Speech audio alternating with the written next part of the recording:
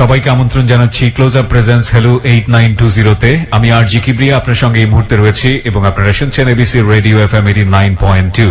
Close up মনে করিয়ে দেয় জীবনের দুর্দান্ত কিছু মুহূর্ত। এসব মুহূর্তের দেখা পেতে পেরোতে হয় হাজারো বাধা বিপত্তি। বাধা অতিক্রম করতে গেলে অনেক সময় আসে ব্যর্থতা। চেষ্টা, সাহস, আত্মবিশ্বাস এবং ইচ্ছা শক্তির মাধ্যমেই আমরা জয় করতে পারি সব বাধা, অর্জন করতে পারি জীবনের কিছু দুর্দান্ত মুহূর্ত। ক্লোজ আপ দুর্দান্ত ফ্রেশনেস বানায় দুর্দান্ত মুহূর্ত। আজকে যে জীবনের গল্পটি আমরা এখানে প্রচার করছি সেটি একটি অন্যরকম জীবনের গল্প, এই অর্থে যে আমরা এই জীবনের গল্পটি প্রচার করবার আগে আমাদের ফেসবুকে একটি ক্যাম্পেইন চালাই। সেখানে বিশেষ একটি ভিডিও পোস্ট করার পরে আপনাদের কাছ থেকে আমরা অনুমতি চেয়েছিলাম যে এই পর্বটি আমরা প্রচার করব কিনা। আপনারা সেখানে জানেন যে একটা মারাত্মক রকমের সেক্সুয়াল অ্যাবিউজের ঘটনা ঘটেছে রাজধানীতে, এবং এটা শুধু একটা ঘটেছে বলাটা ভুল হবে, এই লোকের ক্ষেত্রে ঘটেছে। এবং তিনি আসলে শারীরিকভাবে কতটা অক্ষম হয়ে গেছেন এই ভিডিওটা দেখার পরে আপনারা মতামত জানিয়েছিলেন যে আপনারা অনুষ্ঠানটি দেখতে চান কিনা, অনুষ্ঠানটি শুনতে চান কিনা। ওখানে আমরা শতভাগ আমরা বলবো 99.9% আমরা পেয়েছি ইয়েস, আপনারা অনুষ্ঠানটি শুনতে চান। সেই অর্থে আমরা আজকের এই অনুষ্ঠানে ওনাকে হাজির করেছি এবং উনি হচ্ছেন ফারুক। আমরা ফর্মালি যেভাবে যাই সেভাবেই আমরা অনুষ্ঠানটা শুরু করতে চাই। জি, আচ্ছা, আপনার নামটা একটু বলেন। আমার নাম মোহাম্মদ ফারুক। বর্তমানে বয়স কত আপনার? আমার 40 বছর চলতে আছে। এখন 40 বছর চলছে, ঠিক আছে। আপনি তো দেখতে শুনতে এখন খুবই বাজে অবস্থায় আছেন, বলতে বাজে যেটা বোঝাচ্ছি যে আপনার শারীরিকভাবে একেবারেই নড়াচড়া করার মতো শক্তি নাই। আমাদের ভিডিও যারা দেখেছে ফেসবুকে, প্রিয় শ্রোতা আপনারা নিশ্চয়ই ওনাকে দেখেছেন। একটা ভিডিও ক্লিপস অনেক আগে আমরা ফেসবুকে দিয়ে দিয়েছিলাম যে অনুষ্ঠানটি আমরা প্রচার করবো কি করবো না, একটু আগে যেটা যে বিষয়ে কথা বলছিলাম। তো আপনারা ওখানে দেখেছেন ওনাকে। তো আপনাদের মতামতের ভিত্তিতেই তো প্রচার হচ্ছে, যে কারণেই বলা।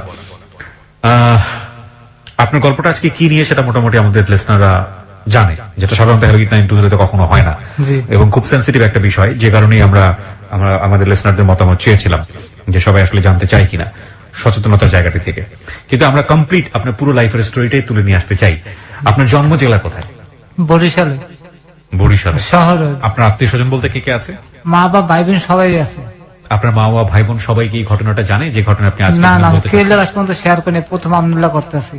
আপনি কেন করতে যাচ্ছেন? আপনার জীবনের এত সেন্সিটিভ একটা বিষয়। এই ঘটনার মধ্যে হাজার হাজার লোক জড়াই যাবে। আমার মতন এগুলো অসুস্থ বহুত লোক করে সারবনি, উনি খুব খারাপ, এবং আপনি সচেতন করার জন্যই বলতে। জি, আমি চাইতেছি কোন লোক যেন এই ভুলে আর না পারা না দেয়। আপনিও সামহাও ভুল করেছেন। আমি অনেকবারে ভুল করছি, আজকে আমার হাত পা সবই খুঁয়েছে। আমি প্রিয় শ্রোতা, আমরা শুরু করছি ওনার জীবনের গল্প একেবারে ছোটবেলা থেকে, যেখান থেকে মনে আছে আপনার জীবনের গল্প শুরু করুন, আমি শুনবো। আমার বাপ মা মধ্যে কোনো মিল ছিল না, তাকে ভিতরে খুব খারাপ সম্পর্ক ছিল। খুব ঝগড়াঝাটি, মানে কেউ সহ্য করতে পারতো না। আচ্ছা। তো আমি খেলাধুলা করতাম, অনেক বেশি পছন্দ করতাম। ফুটবল সারাদিন পরে থাকতাম, খেলতে গেলে রাত্রে খেলে টেলে আর ঘরে উঠতে পারতাম না। কোনো মসজিদ টসজিদে ঘুমাই থাকতাম, সবার পরদিন আবার খেলতে চলে যেতাম। কয় ভাই বোন ছিলেন আপনারা? আমি প্রথম ওই সময় একা ছিলাম, এখন বর্তমানে 2 ভাই 1 বোন। আপনি সবার বড়? জি। আপনি একাই ছিলেন। আপনার বাবা কি করতো? আমার বাবা রিক্সা চালাইতো। রিক্সা চালাইতো। আচ্ছা। তো বাসায় সবসময় গন্ডগোল ছিল, আপনি ফুটবল খুব পছন্দ করতেন এবং রাতের বেলা বাড়ি ফিরতে পারতেন না, যদি ফুটবল খেলে লেট হয়ে যেত, তাই তো? না, মানে খেলতে গেলে আর ঘরে ঢুকতে দিত না, কোথাও যে কাম করবা তারপর খাওয়া নিজেটা নিজে জোগাই আনো। তো আপনি রাতের বেলা মসজিদে ঘুমিয়ে থাকতেন? জি। ভয়? ভয়। মায়ের তো খাইতেই যেত, আর আমার লোক মায়ের অনেক মারধর করতো। মায়ের অনেক মারতো। আপনার চেয়ে মাকে বেশি মারতো? সামলাতে পারো না, তা পোলালে চলে যাওয়া হয় না। ও, লাস্টে আমি নিজে সময় চিন্তা করলাম যে পেলের একটা ঘটনা শুনছি যে হে খেলাধুলা লোক বহুত কষ্ট করছে, তা আমার মনের ভিতরে একটা শখ জাগছে। আমি ওদিনকে রাত্রি লঞ্চ ছুটে ঢাকায় প্রায় স্টেডিয়ামে টোকাই গুলো কাজ করি, ফুটবল খেলা আনা না করি। দাঁড়ান 1 মিনিট। এটা কত বছর বয়সে? আপনি তখন পড়াশোনা করছিলেন? আমি কোনোদিন স্কুলে খুব কম গেছি, আমার সবসময় খেলা মনে ছিল ফুটবল। আচ্ছা। তো ওই সময়ে আপনি একেবারে ছোট বয়সে 7-8 বছর বয়স, আমার সঙ্গে শূন্যত হয় নাই। ওই সময় আসেন আপনি? ওই সময় ঢাকা চলে যাই। আমি ঢাকা উঠে এই বুলবুল আছে না ক্রিকেট প্লেয়ার, আর ছাত্র রক্সি ভাই। কিভাবে হলো আমি একটু শুনতে চাই, একটু সিরিয়ালি বলেন ঘটনাগুলো কিভাবে ঘটছে ঢাকায় আসার পরে। আমি জানতে চাচ্ছি কারণ এর আগে তো আপনি ঢাকায় আসেননি কখনো। না। তো বরিশাল থেকে আপনি ঢাকায় আসলেন, কিভাবে আসলেন আপনি? লঞ্চ উঠলাম, ওই প্লেয়ার কথা মনে করে অনেক প্লেয়ার গল্পটা আমার শুনেছে যে হে খেলাধুলার জন্য এভেলেবল কষ্ট করছে, কাপড় দিয়ে ফুটবল বানিয়ে খেলাধুলা করছে। পেলের গল্প করেছে আপনার কাছে? ব্রাজিলের সেই মহানায়ক না, কিন্তু পেলের গল্পটা আপনি কার কাছ থেকে শুনতেন? আমার এক এলাকার এক ভাই আছে হানিফ, ও লেখাপড়া করতো, ওর দ্বারা সন্ধ্যার পর ওর দ্বারা বইতাম আমি। আচ্ছা। তো আমার এই গল্পটা শুনে যে তুই তো কি কষ্ট করস, তোর কাছে অনেক মানুষ অনেক কষ্ট করছে, আর আমি বড় বড় প্লেয়ার। আচ্ছা, এগুলো বলে আপনাকে উৎসাহ দিত? আমার উৎসাহ দিচ্ছে, আমি ওদিনকে লঞ্চে উঠছি, ঢাকায় করছি। আচ্ছা, ঢাকায় আসলেন। আসার ঢাকা পরে আইয়া মানে কি খাবো কি করবো চিন্তা করে পাইতেছিলাম না। কোন এলাকায় আসলেন, উঠলেন? একদম বাইতুল মোকাররমের সামনে যে বড় টাওয়ারটা টাওয়ার মানে প্রথম ওই জায়গায় আমি উঠছি। আচ্ছা, তারপর? তারপর ওই জায়গায় কয়েকটা টোকাই পোলাফানে লাগে মার্বল খাল্লাম, ওগুলোকে পরিচয় হইলো। আর আমার বুদ্ধি দিল যে আমাগুলা কাজ করতে পারবি তুই, কাগজ টোকাবি। আমার একটা বস্তা দিল, আমি ওগুলা কাগজ টোকাই ওগুলাকে বেচলাম, খাওয়ানো টাকা উঠতে গেল আমার, চিন্তা নেই। পরে যেখানে ওই যে 24 তলাটা ওই সাইডে জুলাস ভাই, লিটন ভাই নামে দুজন, আর মজিবার ভাই, ফকুরে বলেন মজিবার ভাই। হ্যাঁ মনে করেন হ্যাঁ কিছু কিছু লোকজন ফুটবল খেলতে, বৃষ্টি বৃষ্টি নামলে মানুষের চোরে কাপড় চোপড় লয়ে যেতে, আমার বাবা করে কাপড় চোপড় যাতে বই তো নাস্তা খাওয়াবো, মানে কাপড় চোপড় দেখার জন্য। হ্যাঁ দেখার জন্য আমি বই থাকতাম, নাস্তা খাওয়ালে খুব ভালো পেতাম আমরা সবাই। আচ্ছা, মানে এগুলো বসে বসে পাহারা দিতেন? পাহাড় দিতাম, হ্যাঁ খেলাধুলার চেষ্টা চালাই দিতাম, মিস করে বই থাকতাম না। বেলাল ভাই এখন আছে স্টেডিয়ামে, এখন বেলাল ভাই। আচ্ছা আচ্ছা, হে আমার খুব ভালো পেতো। আচ্ছা, পরে আস্তে আস্তে হ্যাঁ মিশে গেলাম। পরে এক পর্যায়ে স্টেডিয়ামে মালা ভাই নামে একজন লোক আছে, স্টেডিয়ামের যাতে টোকা আছেন হ্যাঁ সবারই হে কাজ দেয়, হ্যাঁ লাগা পরিচয় হে আমার স্টেডিয়ামের ভিতরে ঢুকতে দিল। পরে কাজ করতে করতে পরে পরিচয় ক্রিকেট প্লেয়ার রফিক ভাই, বুলবুল ভাই আছে না, বুলবুল ভাই। কেমন পরিচয় হলো? হে বরিশালে খেলতে গেছিল, বাজারে খেলতে গেছিল, সেই সময় হাল্লা হারে আমি দেখছি 101 রান করে সব, আমি এই কথাটা মনে রাখছিলাম। পরে সব টোকাই গুলাকে বই রেছি, আমার ডাক দিচ্ছে, আমার গায়ে কোনো গেঞ্জি আসলো না, আমার ডাক দিয়ে তোর বাড়ি কমকে বলছিল, তোকে বরিশাল খেলতে গেছিলাম। আমাকে আমি চিনি তো, আপনি 101 রান করেছিলেন, হ্যাঁ তুই আমার সেন্সেস তাহলে। তারপর তারা একটা সিঁদুর একটা গেঞ্জি গিফট করছিল, ভারত সিঁদুর আছে না, এগুলো র্যাক সাদা আর লাল র্যাক র্যাক একটা গেঞ্জি হারে গিফট করছিল। সেই গেঞ্জিটা আমার ব্যাগ কোনে বাদ করে আমার দেশে গেঞ্জি তো অনেক বড়, প্যান্টের মধ্যে ঢুকাইয়া একটা শর্ট প্যান্ট দিছিল আমার, এই পরে থাক এই হাল্লাকে মনে করেন মোটামুটি হলো। তাই হার আশা বই থাকতাম, কোন সময় ব্যাগ লই আমি স্টেডিয়ামের ভিতরে ঘুরতাম যাইতাম, যেদিকে যেতে যাইতে গেতো, যার সব 20 টাকা 50 টাকা দিত ওই দামে খাইতাম। পরে মনে করেন পরিচয় হলো রক্সি বল লাগে, মহামডানি খেলতে সময় রক্সি ভাই। পরে হে আমার একটা জার্সি দিল 20 নম্বর, ও আরামবাগে যখন খেলতে আরামবাগের টিমের একটা জার্সি দিল 20 নম্বর প্যান্ট আর জার্সি, এইটা তুই গায়ে দিস। রাতে থাকতেন কই? স্টেডিয়ামের বারান্দায় ঘুমাইতাম। ওখানে কি আর কেউ ঘুমাতো নাকি? অনেক বহুত পোলাপন ঘুমাইতো। এখনো ঘুমায়? এখনো ঘুমাই, আমি এখনো তো ঘুমাই, ওখানেই ঘুমান? এখানে ঘুমাই, আপনারা না আর আগে আমি এখানে ঘুমাই। স্টেডিয়ামের কোথায় ঘুমান? এটা স্টেডিয়ামের পুরো স্টেডিয়ামের ভিতরে লোকজন ঘুমাই, ওইখানে আপনি ঘুমান? আমি আমার পছন্দের মতন একটা জায়গায় মনে করেন শুয়ে থাকে। আপনার আসবাবপত্র কি আছে? কিচ্ছু নাই, এই যে একটা লুঙ্গি আছে, একটা লুঙ্গিটা নিচে লাসি, আর জুতাটা মনে করেন একটা পলিথিনের মধ্যে ঢুকাই মাথার তলে দিয়ে দিই, আর কিচ্ছু নেই। সারাদিন কিভাবে টাকা পয়সা কই পান? পরিস্থিতি যদি কেউ কাজ লগে মিলে দেখাতে হয় তাহলে তার আমি কথাটা কই যে ভাই এই সমস্যা আছে, 10 টাকা 2-4 পয়সা যা দেয় ওইটা দিয়ে নিজে খান আর রাতের বেলায় ঘুমায় থাকেন? হ্যাঁ তো ভিক্ষার জন্য হাত পাতেন? মানে কেউ কাছে সরাসরি হাত পাতেন যে দাঁড়াই ভাই আমি সমস্যা আছে, যদি এগুলো কেউ বলে আর যদি কেউ কিছু দেয় তাহলে ওইটা নি, ডাইরেক্ট হাত পাততে পারি না, আজে বাজে কথা কামানছি। প্রিয় শ্রোতা, আজকে যে গল্পটি আমরা এখানে তুলে ধরছি সেখানে অনেক গুরুত্বপূর্ণ ব্যক্তিদের নাম আসবে, যেটি যদি সুবিধাজনক ভাবে তাদের নামগুলো প্লেস করা যায় সেক্ষেত্রে আমরা সেটা প্রচার করবো, আর যদি বিষয়গুলো খুব সেন্সিটিভ হয়, তাদের মান সম্মানের বিষয় জড়িত হয়, সেক্ষেত্রে আমরা নামটাগুলোকে মিউট করবো। সো আপনারা প্রথমেই ওর সঙ্গে কথাবার্তা বলেই বুঝতে পেরেছেন যে ও আজকে যেসব ব্যক্তিদের নাম বলছে তারা ন্যাশনালি অনেক বিখ্যাত। ওকে, বলুন তারপর। তারপর স্টেডিয়ামে থাকতে থাকতে থাকতে থাকতে পর্যায়ে গেল, খুব ভালো সম্পর্ক হয়ে গেল। ওই সময় একটা প্লেয়ার বাংলাদেশ টিমে একটা ছিল, প্রেসিডেন্ট কাপ হয়েছিল একটা, তো ওই সময় ওমান্সের প্লেয়াররা ছিল। আমি কালো দেখে তো আমার বেশি পছন্দ করছে। আমার ডিউটি ছিল এক কাতলি গরম চা, রং চা, লেবু আর একটা বরফের টুকরো, এই নিয়ে প্লেয়ার মানে যে সাইড হ্যাঁ দিয়ে দিয়ে ডাকতেছিল আমারে। ওই ওমান্সের প্লেয়াররা আমার খুব পছন্দ করছিল। পর যেদিনকে খেলা শেষ হবে ওরা তো ঠকে গেছে, ওরা দেশে চলে যাবে, কুরবানি তৈরি ছিল আগে। তারপর ওরা আমার একটা সিক্রেট খোসার মধ্যে ডলার দিছে, সরাসরি দিতে পারে না, জানলা দিয়ে মেলা মারছে, আমার গায়ে পড়ছে, ওই এক হিজুন্সি দেখছে, আমার লড়াতে স্টেডিয়ামের ভিতরে লয়ে গেছে। আমি যাই টাকাটা আমার পরিস্থিতি দেখা আছে, হ্যাঁ ডলারটা দিলাম, ভাঙ্গাই আমার কত 1000-2 টাকার মতন মনে দিচ্ছে, ওইলে আমি বাড়ি চলে গেছে, আর আমার স্টেডিয়ামে থাকা হইলো না। কতদিন পরে, আনুমানিক কতদিন পরে বাড়ি গেলেন? 9 মাস, আমার মা কইছে আমি 9 মাস পরে আমার দেখছে। 9 মাস পরে বাড়ি গেলেন, এই এতটুকু টাকা নিয়ে 9 মাস পরে। 9 মাস বাড়ির কথা মনে পড়তো না? মনে পড়তো না আমার, খালি মনের মধ্যে সকাম প্লেয়ার সবল্লা খালি খেলাধুলা পরে থাকতাম। আউটার স্টেডিয়াম যেটা মনে করেন আউটার স্টেডিয়াম আছে না, যেটার মধ্যে মনে করেন গাড়ি পার্কিং করছে, ওইটা ছিল যে খেলাধুলা, ওইটা হ্যান্ডবল খেলাতো ওইটার ভিতরে। ওইটার মধ্যে বেলাল ভাই আমাকে কাবাডি খেলার লোক টোকাই গুলো একটা টিম করছিল, টোকাই টিম কাবাডি, এটার মধ্যে আমি খেলছি। তারপর পাইনিয়ার খেলছি, আমি অনেক ঢাকা লাগা বিভিন্ন জায়গায় খেলতে যাইতাম, ছোট মানুষ কিন্তু আমি মনে করেন মিডফিল্ডে খুব ভালো খেলতাম, আমার সবাই লয়ে যেত লক্ষ্য করিয়া, খালি মনে একটা আশা প্লেয়ার পারলাম না। ঠিক আছে, শুনি আমরা। 9 মাস পরে বাড়ি গেলেন, তারপর? বাড়ি যাই মনে করেন মা বাবার লাগে মিশতে কেমন জানি ঢাকার কথা ভুলে গেলাম। পরে এক পর্যায়ে মনে আমার হানিফ কাকে তুই ঢাকার কি অবস্থা, তুই তো গেলে জিত করে যে প্লেয়ারই দেখাবি আমাকে। ওই যে লোকটা আপনাকে পেলের কথা বলছে, আচ্ছা। তোর ঘটনা কি, তুই তো মনে করেন হ্যাঁ সব ভুলিয়ে গেলি। আবার আমি লঞ্চ উঠলাম, ওর কত লগ আমি লঞ্চ উঠছি, আমার তো ভাড়া লাগে না। লঞ্চ উঠতে আবার ঢাকাইলাম, আবার মনে করেন হ্যাঁ রইলাম। এক পর্যায়ে একজনের লাগে পরিচয় হইলে, football player police team IG team আছে, আইজি টিমের সেলিম স্যারের লাগে পরিচয় হইলো। আমরা তো টিম রাখছি, তা তুই আমাকে টিমের লাগে থাকবি, বেতন দেবো, খাওয়া হলো আমাকে লাগে সব। আমি হ্যার কথা মতন উত্তরে চলে যাই। হ্যাঁ লাগে থাকতে থাকতে দেখতে থাকতে একজন মনে করেন আইজি টিমের যে গোলকিপার ইমরান ভাই, আমার এবিলে জীবন মানুষের কারে না, তুই ড্রাইভিং শিখ। আমি বললাম হ্যাঁ কথা ঠিক করছেন। আমার বুঝালো যে এই সমস্ত কাম করে তোর জীবন চলবে না, প্লেয়ার তুই হইতে পারবি না, সবার কপালেই নাই। সবাই যদি প্লেয়ার ফুটবল কি খুব ভালো খেলতেন আপনি? হ্যাঁ, আমি মিডফিল্ডে খুব ভালো খেলতাম। বানাই বল বানাইনি, আমার অনেক ভালো ভালো পারতাম, খুব ভালো বল বানিয়ে দিতে পারতাম। গাড়ি পাওয়া ছিল না কিন্তু আমার, কিন্তু আমি এই জিনিসটা খুব ভালো পারতাম। আচ্ছা, তো আপনাকে কে পরামর্শ দিল ড্রাইভার? ইমরান ভাই, উনি হচ্ছে যে আইজি টিমের গোলকিপার। আচ্ছা, আপনার কত বছর বয়সের দিকে আনুমানিক মনে আছে? 9-10। কত সালের দিকে মনে আছে ড্রাইভারই কথা পরামর্শ দিল আপনাকে? এটা 95-তে পরামর্শ দিল, তারপর পরে আমি বললাম ঠিক আছে।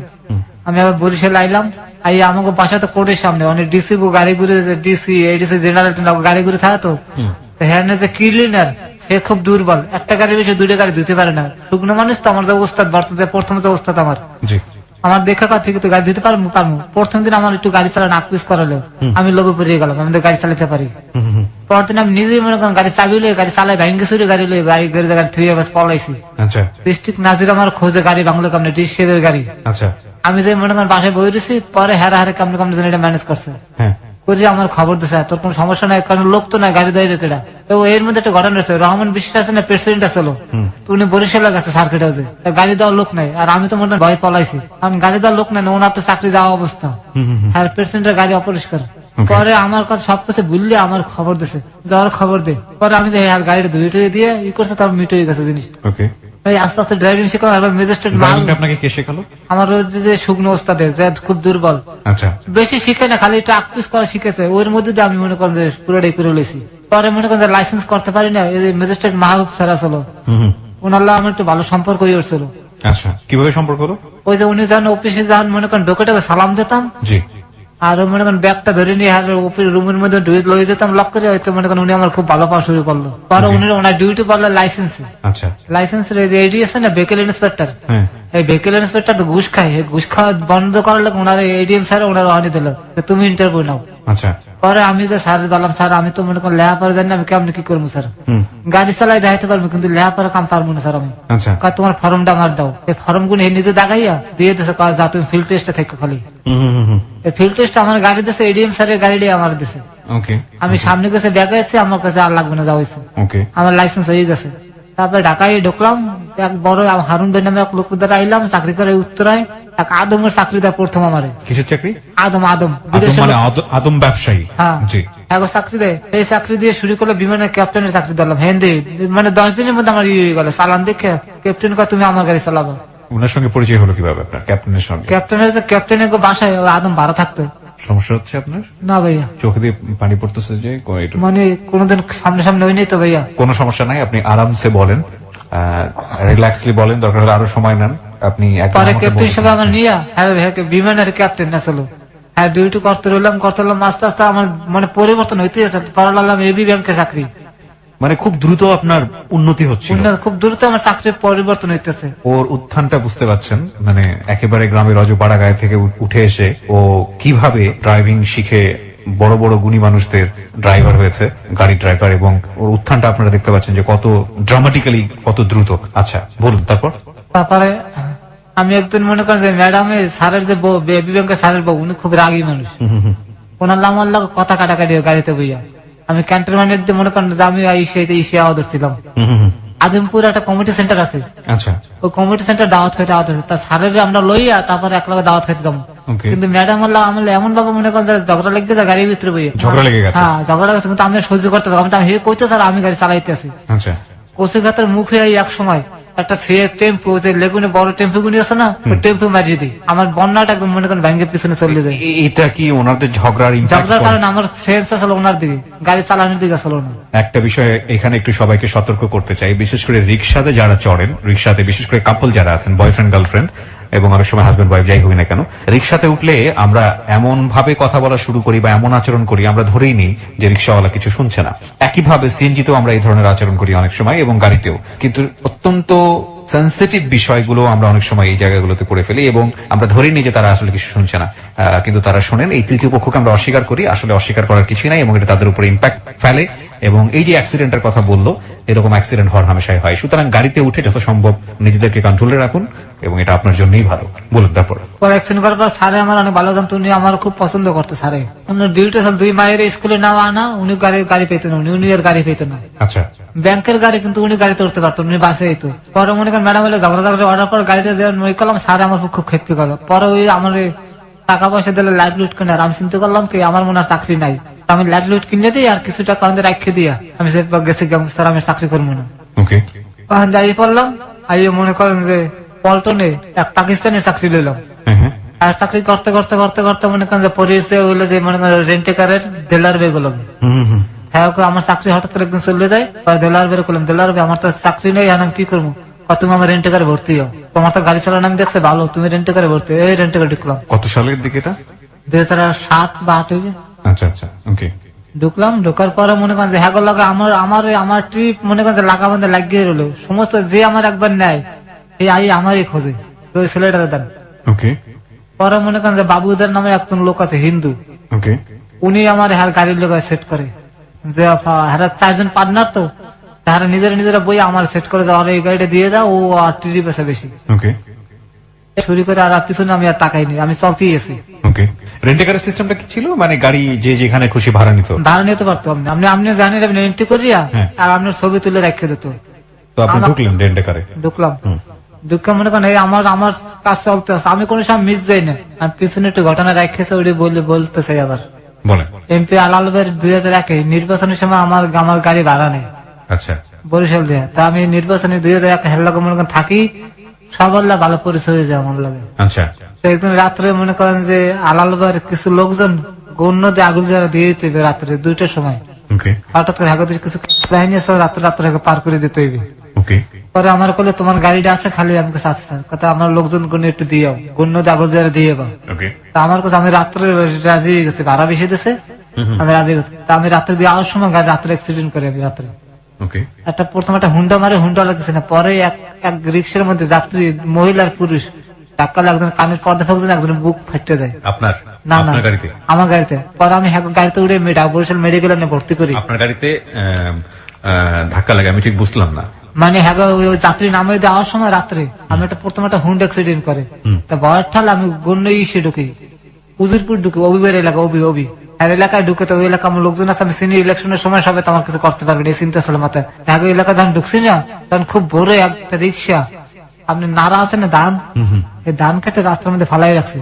তো ওই রিক্সাওয়ালারা মনে খুব সম্ভব আমার গাড়ি চালানোর মতো, যেটা আমি বুঝতে পারতেছি। রিক্সাওয়ালারা মনে হয় যাত্রী করছে রিক্সা ঘুরাও, তা রাস্তা তো সরে 2 পাশে নাড়া ফালাই রাখছে, রাস্তা কোনো কম কমে গেছে রাস্তা। তা আমি তো মনে করেন টাইনে যাইতে আসছি, আমার শহর উঠতে হবে। ওই রিক্সাওয়ালা করছে হঠাৎ করে গাড়ি ঘুরিয়ে ফেলেছে, আর আমি মারিতেছি রিক্সাটারে। ওই যাত্রী 2 জনে পড়ে গেছে, মহিলা একটা পুরুষ, দুজন হিন্দু।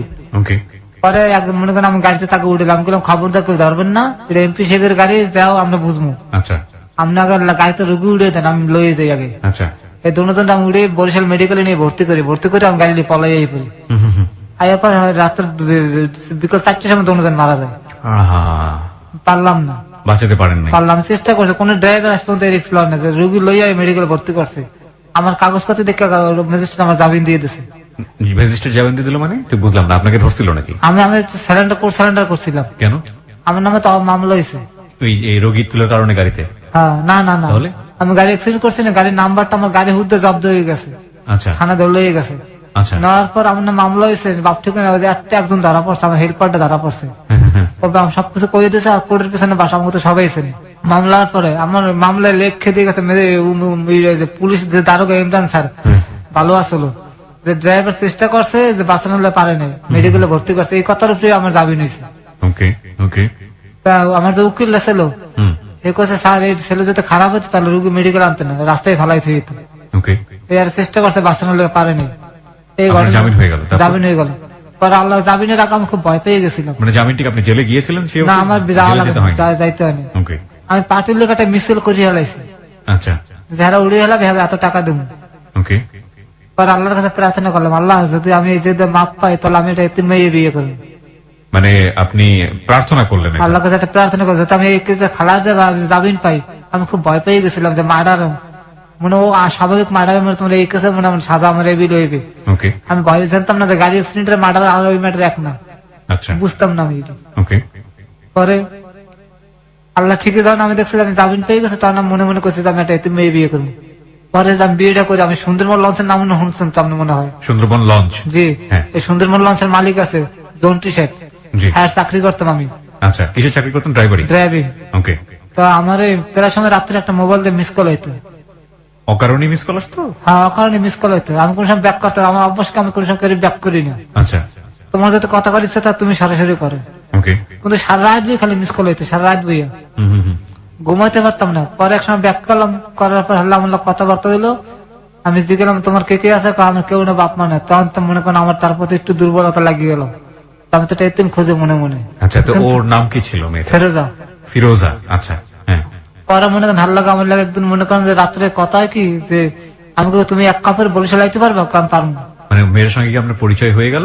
হ্যাঁ ফোনে ফোনে ওই বেশ ধরনের করে- মানে হ্যাঁ। সম্পর্ক কি হয়ে গেল? হ্যাঁ, প্রেমের যে হে সম্পর্ক? আমার লাগে সম্পর্কটা ওইগুলো হয়ে গেল। আচ্ছা, তা আমি জিজ্ঞেস করলাম যে তুমি এক কাপড় বরিশাল আইতে পারবো, পারবো না। আচ্ছা, ভোর 7টার সময় উঠতে আমার ফোন দিয়েছে, আমি কিন্তু গাড়িতে, আমি বিশ্বাস করিনি। এবার আপনার সঙ্গে ফোনে কথোপকথন হওয়ার কতদিন পরের ঘটনা এটা? 3 মাস। 3 মাসের মধ্যেই? হ্যাঁ। আচ্ছা, তারপর? পরে আমার হে গাড়িতে টোকা 7টার সময় টোকা, আমি গাড়িতে, তা আমি বিশ্বাস করিনি জিনিসটা। আমি মনে করেন যে বাসায় ডিউটি করতে আছে ম্যাডামের, হুম, আর বাচ্চা করে ডিউটি। পরে মনে করেন 4টার সময় আমার বরিশালে ফোন দিয়েছে, আমি নতুল্লা বাস, কিসের লগে? নতুল্লা বাস, আমি বাস স্ট্যান্ডের নাম আছে নতুল্লা বাস। আচ্ছা, আচ্ছা, তখন আমি আমার পাশে একটা ছোট ভাই আসলো রফিক নামে, ও আমার সবসময় কাজ করে, রফিক ঘটনাটা ঘটে গেছে, এভেলেবল ঘটনা মেয়ে তাই পড়ছে, হুম হুম হুম, চল ফারুক আগে দেখে লই। আচ্ছা ঠিক আছে চল যাই, এই রিক্সা গেলাম, যাই আমার দেখে তো পছন্দ হয় না, দেখে যে ভাই সম্ভব না, মানে যত কিছু বাস, আপনি কেন মন হ্যাঁ। থেকে নিয়ে নিতে পারছেন না? মানে আমি এখন মনে করছি কি করবো, কান্দি দেবো না আমি ফিরে আই পারবো, আর আমি রফিক কি করবো, ফারুক ভাই বরিশালের লোকজন এই মাইয়ে তোর দাঁড়াইছে, কোন একটা খারাপ কিছু ঘটে গেল, তোর নাম কইবে, মা হুদা দিয়ে মনে করেন নারী নির্যাতন মামলা ফিরে দেবে। মেয়েটাকে দেখে পছন্দ হলো না কেন? মাইটা মানে দেখে মানে বয়স্ক মনে হইতেছে, বয়স্ক মনে হচ্ছে, মানে চেহারা ছবি দেখে আপনার পছন্দ হয়নি? না। আচ্ছা, আগে বাসা লইলা, এটা বুঝে হয় না, তারপর কিছু টাকা পয়সা দিয়ে বিদে আগে বাসা লইলা। আগে বাসা নাও, হ্যাঁ, আপনার বন্ধুই পরামর্শ হ্যাঁ, দিচ্ছে? আমি হাতর বুদ্ধি ঠিক আছে, লতে যাই। তারপর আরো মনে করেন যে আমি বাসা, আমার তো কাছে বাসা আসলো, আইলাম চানমিয়ার নাম আছে না, আমি নাম শুনিনি। এই যে মেয়ের প্রার্থী আসলো বরিশালের, আচ্ছা, আচ্ছা, হ্যাঁ ভারপুর আসলো ওইটা রফিক। ওকে, ওনার বাসা নিলেন? হ্যাঁ বাসার পিছনে ভাড়া থাকতাম, ওকে। ব্যাচেলার একলা। প্রিয় শ্রোতা, আপনাদের এখানে সবাইকে একটু নোটিফাই করছি, আজকে এই যে এই গল্পটা এখানে রিভিল হচ্ছে, হুইচ ইজ কোয়াইট সেন্সিটিভ এবং of course it's a 18+ story in a sense. সচেতনতার দিক থেকে প্রাপ্তবয়স্কদেরই আমরা শুনতে বলবো এই গল্পটা। এবং এই গল্পটা শোনার আগে আমার মানে শুনলেও ইভেন আমি বিলিভ করতাম না। আমি একটি বিদেশি চ্যানেলে একটা অনুষ্ঠান দেখেছিলাম, সেখানে এক ধরনের ক্রাইম নিয়ে একটা অনুষ্ঠান প্রচার করা হয় রেগুলার, বাংলাদেশে অসংখ্য শ্রোতা আছে ওই অনুষ্ঠানের।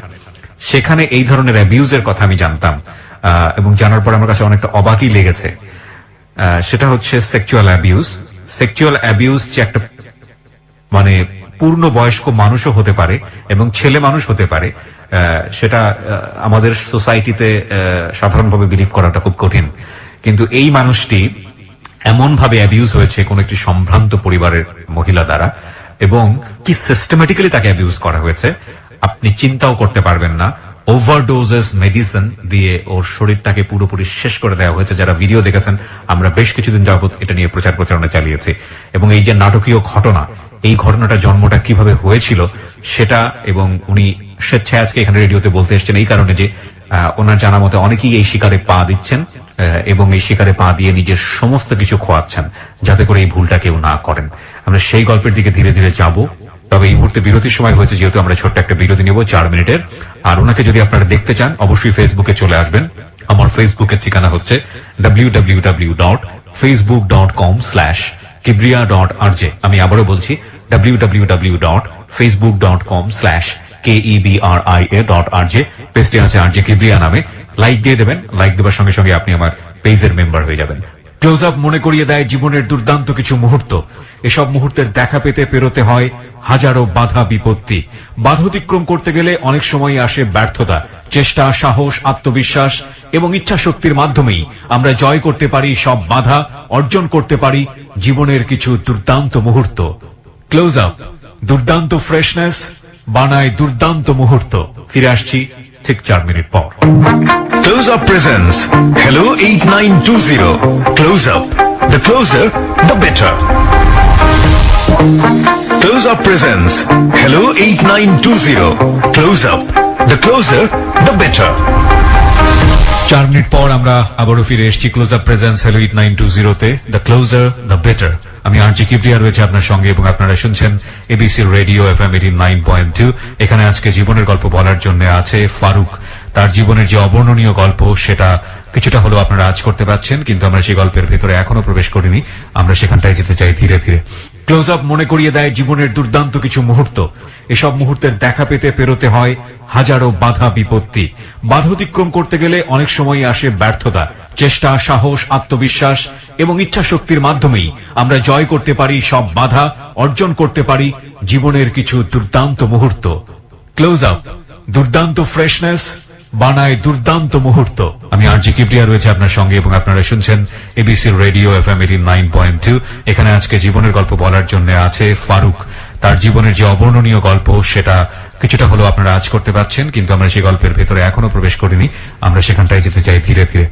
ফারুক, আমরা যেখানটায় ছিলাম, ব্রেক নিয়েছিলাম যেখানে, বলুন তারপর। ওই বাসায় তারপর নিয়ে আইলাম, আর পরে আমার তো পছন্দ হয় না। আর মানুষের জন্য ও কইতেছে যে আমি এতিম মানুষ, এখন যদি আমার ফেরত পাঠায় দাম বাইরে দেওয়া থাকে তাহলে আমার আর ঘরে ঢুকতে দেবে না। মানুষের কাছে এই ধরনের কথা বলতেছে। আচ্ছা, আর এলাকার যারা মুরব্বী আর আমার পক্ষে চলে গেল, আর আমার পক্ষে কেউই নেই। তুমি এতিম মেয়ে আনছেন, তোমার বিয়ে করতে হইবে। পরে কি আর করার বাধ্য হয়ে মনে করেন যে লোকজন ডাক্তার ঢুকে রাত্রে মনে করেন বিয়ে হয়ে গেল।